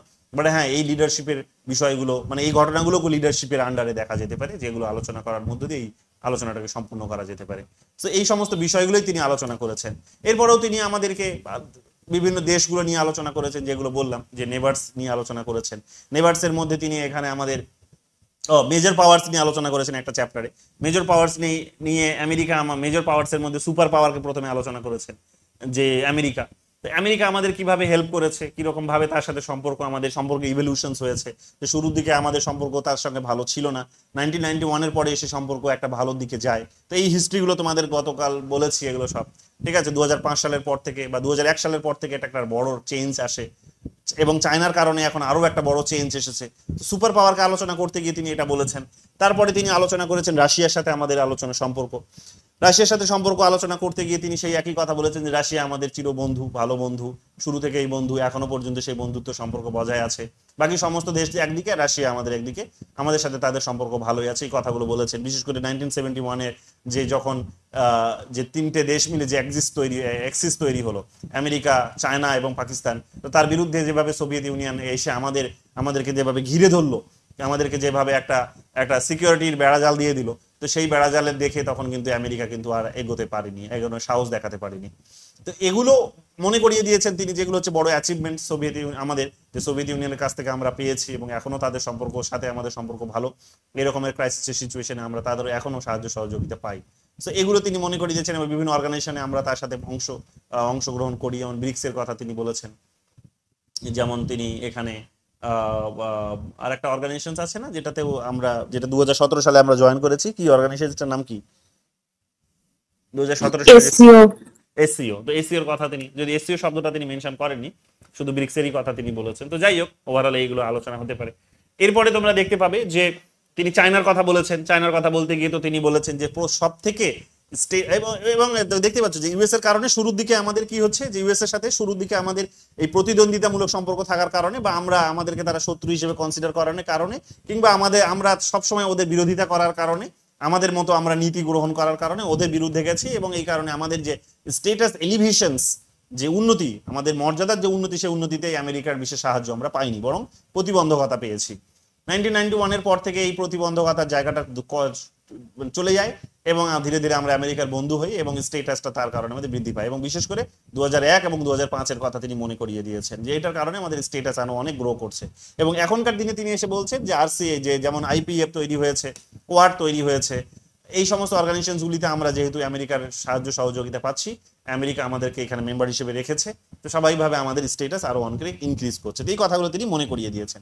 রাশিয়ার ক্ষেত্রেও তিনি মনে করিয়ে দিয়েছেন যে রাশিয়া শুরু থেকে শেষ পর্যন্ত এখনো পর্যন্ত আমাদের স্টেটাসকে ইনক্রিজ করার জন্যই আমাদের সাথে আছে, এবং আমাদেরকে যেমন আমাদের নিউক্লিয়ার তৈরি করতে আমাদেরকে হেল্প করেছে, আমাদের ইন্ডাস্ট্রি তৈরি করতে হেল্প করেছে। তো এতে করে আমাদের যে স্টেটাস, হার্ড পাওয়ার এবং সফট পাওয়ারের, হার্ড পাওয়ার বিশেষ করে আমাদের তাতে উন্নতি হয়েছে, এবং এটা আমাদের স্টেটাসকে অনেকটা বাড়িয়ে দিয়েছে। তো এই যে বলেছে যে আনফিনিশড কোয়েস্ট, রাশিয়ার কাছ থেকে আমরা কিন্তু আনফিনিশড ব্যাপারটা থাকি, সবসময় আমরা ফিনিশিং পেয়েছি। এক প্রকার বলতে পারো আমরা সবসময় রাশিয়ার কারণে উপকৃত হয়েছি, আমাদের স্টেটাস সেখানে কিন্তু লাভবান হয়েছে, স্টেটাস বৃদ্ধি পেয়েছে সেখানে রাশিয়ার কারণে। চায়নার কথা তিনি প্রসঙ্গ বলতে গিয়ে তিনি বলছেন যে চায়না শুরু থেকেই, চায়নার কারণে আমাদের, তিনি বলেছেন যে চায়না এবং পাকিস্তান দুটোকেই তিনি মনে করিয়ে দিয়েছেন যে চায়নার কারণে আমাদের শুরু থেকেই একটা হস্টাইল রিলেশনস আমাদের দেখতে পাওয়া যাবে, চায়নার সঙ্গে আমাদের এতটা ভালো সম্পর্ক নেই।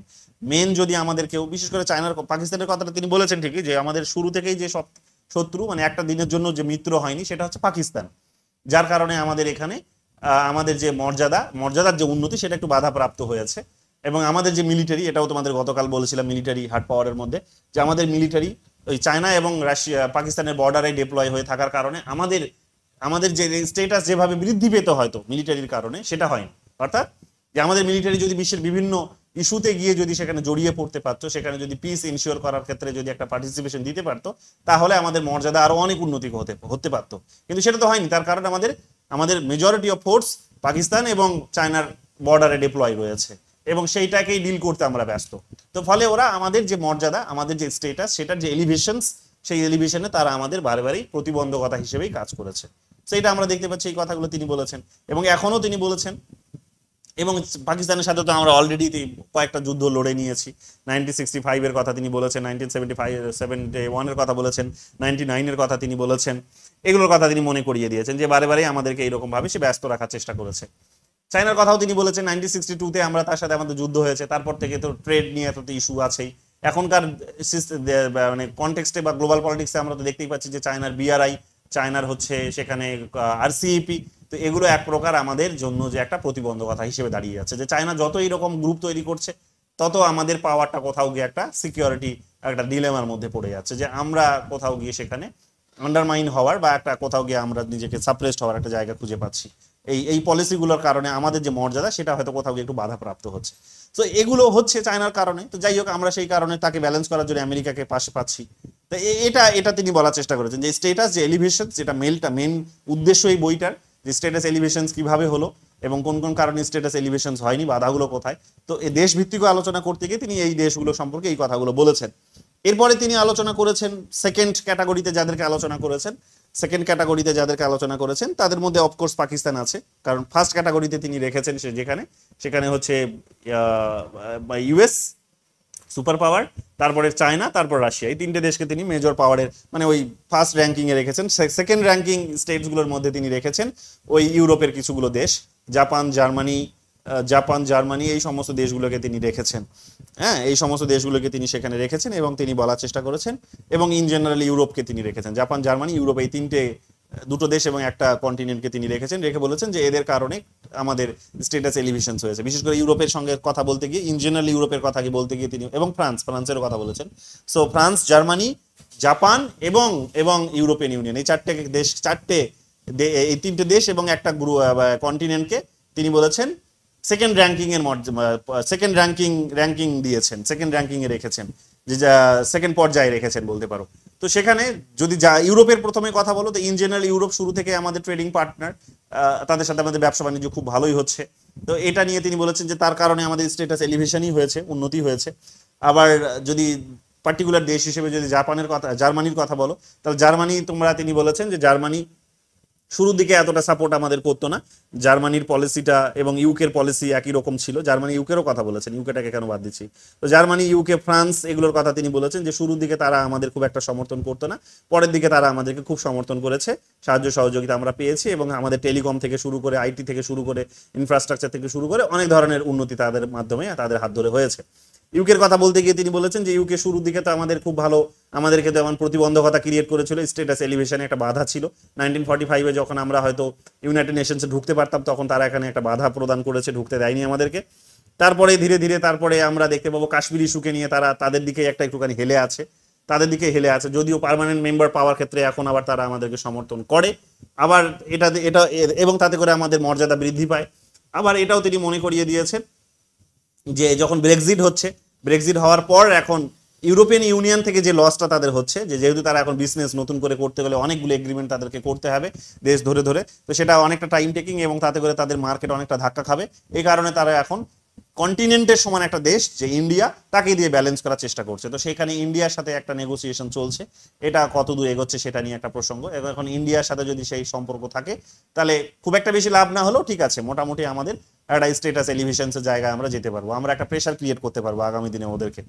তো এটা একটা হতে পারে। আবার তিনি ফ্রান্সের কথা বলতে গিয়ে বলেছেন যে ফ্রান্স শুরু থেকেই আমাদের বন্ধু, খুব ভালো, অন্যান্য দেশগুলোর মতো নয়। 1998-এ যখন আমাদের উপর স্যাংশনস চাপানো হয়েছিল, আমেরিকা যখন স্যাংশনস চাপিয়েছিল, জার্মানি যখন চাপিয়েছিল, অন্যান্য দেশ যখন করেছিল, তখন ফ্রান্স এটা করেনি। ফ্রান্স আমাদের নিউক্লিয়ার সাপ্লাইও করে থাকে, তোমরা জানো।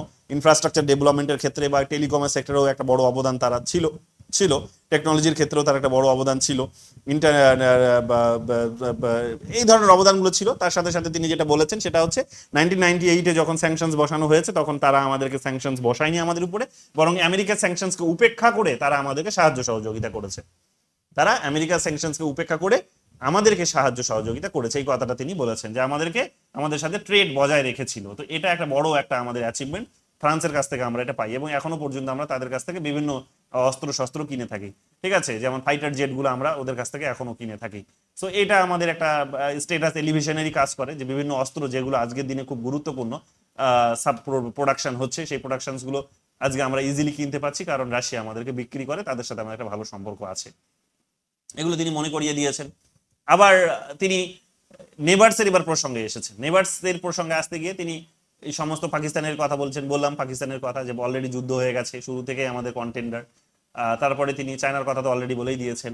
তারপরে এই আশেপাশে দেশগুলোতে এখানে ট্রেন্ড তিনি বোঝাতে গিয়ে বলেছেন যে সাউথ এশিয়ার দেশগুলোর একটা অটোমেটিক একটা সাধারণ ট্রেন্ড হচ্ছে এটাই, যে সাউথ এশিয়ার দেশগুলো বেসিক্যালি কি যেটা করে সেটা হচ্ছে যে একটা প্রেশার পলিটিক্স ক্রিয়েট করার চেষ্টা করে, যেহেতু তাদের কাছে একটা বড় এখন চ্যালেঞ্জ হচ্ছে তাদের ইমিডিয়েট যে নেবার আছে ইন্ডিয়া, একটা কাইন্ড অফ একটা এই রিজিয়নে মেজর পাওয়ার, একটা বড় পাওয়ার। তো তার পাওয়ারকে দেখে তারা ভয় পায়। যেহেতু ভয় পায় এবং ভয় একদিকে, অন্যদিকে তাদের নিজেদেরকে ভয়টাকে দূরে সরিয়ে রেখে তাদের নিজেদেরকে উন্নতিও করতে হবে, তাদের নিজেদের স্টেটাসকে বৃদ্ধি করতে হবে। তো দুটোই একসাথে তাদের মধ্যে কাজ করছে, যেহেতু কাজ করছে তাই তারা নিজেদের মধ্যে নিজেদের দেশে একটা ইউনিক পলিটিক্সকে তারা প্রায়োরিটি দেয়। সেটা কি ধরনের? সেটা হচ্ছে দুটো আলাদা আলাদা পার্টি তারা বা গ্রুপে ভাগ হয়ে গেছে। দেশের জনগণগুলো, প্রত্যেকটা দেশের জনগণ তাদের নিজেদের দেশে দুটো আলাদা আলাদা গ্রুপে ভাগ হয়ে গেছে। একটা গ্রুপ একটা দেশে সমর্থন করে, যেমন একটা গ্রুপ পাকিস্তানকে ইন্ডিয়াকে সমর্থন করে, অন্য একটা গ্রুপ সেখানে তোমরা দেখবে চায়নাকে সমর্থন করে। এটা কোনো একদিন ক্লাসে তোমাদের বলছিলাম নিশ্চয়ই, যে সেখানে চায়নাকে সমর্থন করে একটা গ্রুপ, আর একটা গ্রুপ সেখানে ইন্ডিয়াকে সমর্থন করে। একটা গ্রুপ যখন ইন্ডিয়াকে জিতিয়ে নিয়ে আসছে, যখন ইন্ডিয়াকে সমর্থনকারী যে রাজনৈতিক দলটা আছে তাদেরকে যখন জিতিয়ে নিয়ে আসছে ক্ষমতায়, তখন ইন্ডিয়ার কাছ থেকে তারা বিভিন্ন সুযোগ সুবিধা আদায় করে নিচ্ছে। আবার পরের বার ইলেকশনে গিয়ে সেই সরকারকে তারা ফেলে দিচ্ছে, অপর গ্রুপটা সেই সরকারকে ফেলে দিচ্ছে, ফেলে দিয়ে অন্য গ্রুপটাকে নিয়ে আসছে পাওয়ারে, অর্থাৎ চায়নাকে যে সমর্থন করে সেই গ্রুপটাকে পাওয়ারে নিয়ে আসছে। এবার ওরা চায়নার কাছ থেকে বিভিন্ন সুযোগ সুবিধা আদায় করে নিচ্ছে। এখানে তিনি বলেছেন যে চায়না যেমন হচ্ছে এই সমস্ত দেশগুলিতে এসে ইনফ্রাস্ট্রাকচারাল ডেভেলপমেন্টের কাজ করে, আর ইন্ডিয়া যেমন সেখানে গিয়ে বিভিন্ন ডেমোক্রেটিক ডেভেলপমেন্ট, হিউম্যানিটেরিয়ান ডেভেলপমেন্ট, এই সমস্ত বিষয়গুলোর উপর কাজ করে, এডুকেশন, হসপিটালিটি, এই সমস্ত এনার্জি, এই সমস্ত বিষয়গুলোর উপর কাজ করে। তো এগুলোর কথা তিনি এখানে মনে করিয়ে দিয়েছেন এবং বলছেন যে এইরকম ভাবে একটা বাইনারি পলিটিক্স তারা কাজে লাগায়, কিন্তু প্রতিদানে এই সমস্ত দেশগুলো খুব স্মার্ট, তারা খুব চালাক, যে প্রতিদানে তারা কিন্তু কোনো দেশকেই, না ইন্ডিয়া না চায়না, কোন প্রতিদানে তারা কিন্তু তাদেরকে ইন্ডিয়া এবং চায়না তাদের কাছে যেটা চায় সেটা তারা প্রমিস করে না, সেটা তারা দেয় না। কি চায় না, ইন্ডিয়া এবং চায়নার মতো দেশগুলো চায় যে এই দেশগুলো, প্রতিবেশী দেশগুলো আমাকে তার টেরিটরি, তার ল্যান্ডটিকে আমাকে ইউজ করতে দিক, যাতে আমি সেটাকে মিলিটারি পারপাসে ব্যবহার করতে পারি, মানে মিলিটারি বেস বানাতে পারি। কিন্তু তারা নিজেদের নিরাপত্তার খাতিরে, নিজেদের সোভারেন্টির খাতিরে তারা কিন্তু সেটা করতে দেয় না। তো যখনই ওই রকম প্রসঙ্গ আসে, সুযোগ সুবিধা শুরুর দিকে নিয়ে নেয়, যখনই এবার ডায়লগ চলতে শুরু করে যে চলো এবার তাহলে তোমার সঙ্গে মিলিটারি নিয়ে কথা হোক, তখনই দেখা যাবে যে সেখানে তারা সরকারকে বদলে দেয়, বদলে দিলে অন্য সরকার নিয়ে চলে আসে। তো এরকম ভাবে তারা একটা প্রেশার পলিটিক্স, একটা ইউনিক পলিটিক্স, বাইনারি পলিটিক্স নিজেদের মধ্যে খেলে তারা কি করে, যে এই যে ইন্ডিয়ার যে একটা যে মেজর রোল, সেই রোলটাকে ব্যালেন্স করার চেষ্টা করে, এবং এইরকম ভাবে চায়নাকে দিয়ে সেখানে তারা ইন্ডিয়াকে ব্যালেন্স করার কাজটা করছে। তো এতে করে যেটা দেখা যাবে সেটা হচ্ছে, যেটা বলার চেষ্টা করেছেন তিনি, যে রিজিওনালি সাউথ এশিয়ান রিজিয়নে ইন্ডিয়ার যে ইনফ্লুয়েন্স, সেই ইনফ্লুয়েন্সটা কমছে, অন্যদিকে গ্লোবালি তার ইনফ্লুয়েন্সটা বৃদ্ধি পাচ্ছে। এটা তোমাদের অনেক আগে আমি দ্য হিন্দু থেকে কোন একটা এডিটোরিয়াল পেজ পড়াতে গিয়ে, এডিটোরিয়াল পেজের অ্যানালিসিসটা তোমাদের বলতে গিয়ে বলেছিলাম, যে ওইটাই তিনি এখানে বোঝানোর চেষ্টা করেছেন, যে রিজিয়নালি ইন্ডিয়ার যে ইনফ্লুয়েন্স সেটা ডিক্লাইন করছে, গ্লোবালি তার ইনফ্লুয়েন্সটা বৃদ্ধি পাচ্ছে, আফ্রিকাতে বৃদ্ধি পাচ্ছে, ইউরোপে বৃদ্ধি পাচ্ছে, আমেরিকার কাছে বৃদ্ধি পাচ্ছে, সাউথ ইস্ট এশিয়াতে বৃদ্ধি পাচ্ছে, ইন্দো প্যাসিফিক রিজিয়নে তার বৃদ্ধি পাচ্ছে। কিন্তু তার নিজের যে ভূখণ্ড, তার আশেপাশে যে সমস্ত দেশগুলো আছে, সাউথ এশিয়া যেটাকে বলছি, সেই সাউথ এশিয়ার দেশগুলিতে তার ইনফ্লুয়েন্সটা কিন্তু কমছে, এবং চায়না সেখানে এসে একটা কিন্তু ফ্যাক্টর হয়ে দাঁড়াচ্ছে। তো চায়নাকে এখানে ফ্যাক্টর করে তারা এখানে এই প্রতিবেশী দেশগুলো তাদের নিজেদের ইন্ডিয়ার মতো একটা মেজর পাওয়ারকে তারা ব্যালেন্স করার কাজটা করছে। তো এইটা একটা ট্রেন্ড তিনি এখানে দেখানোর চেষ্টা করেছেন, এগুলো আমরা দেখতে পাবো। এরপরে তিনি যেটা আর বলার চেষ্টা করেছেন আর কি, তো এগুলোই তিনি সুন্দরভাবে এখানে দেখানোর চেষ্টা করেছেন। আর তো বোধহয় কিছু এখন মাথায় আসছে না আমার, আর কিছু নেই, এগুলোই তিনি বলার চেষ্টা করেছেন। তো এগুলোই আমরা সেখানে পাবো। Hard powers, soft powers, hard power, soft power, the great power, never, state ক্যাপাসিটিকে আলাদাভাবে আলোচনা করেছে। সো এই তো বলে দিলাম। তাহলে এই বিষয়গুলোকে সুন্দরভাবে তিনি এখানে আলোচনা করেছেন, করে তিনি এখানে আমাদের আলোচনাটিকে শেষ করেছেন সুন্দরভাবে। এটাকে আলোচনার মধ্য দিয়ে তিনি এই বইয়ে তার যে আলোচনার বিষয়বস্তু সেটা হচ্ছে যে আনফিনিশড কোয়েস্ট, বইটার নামই হচ্ছে, এখানে দেখে নাও আরেকবার, বইটার নাম বুঝতে সুবিধা হবে, 2024 বেরিয়েছে এপ্রিল নাগাদ, ঠিক আছে, 2024 নাগাদ বেরিয়েছে বইটা, বেরিয়েছে দেখো এখানে কত সালে,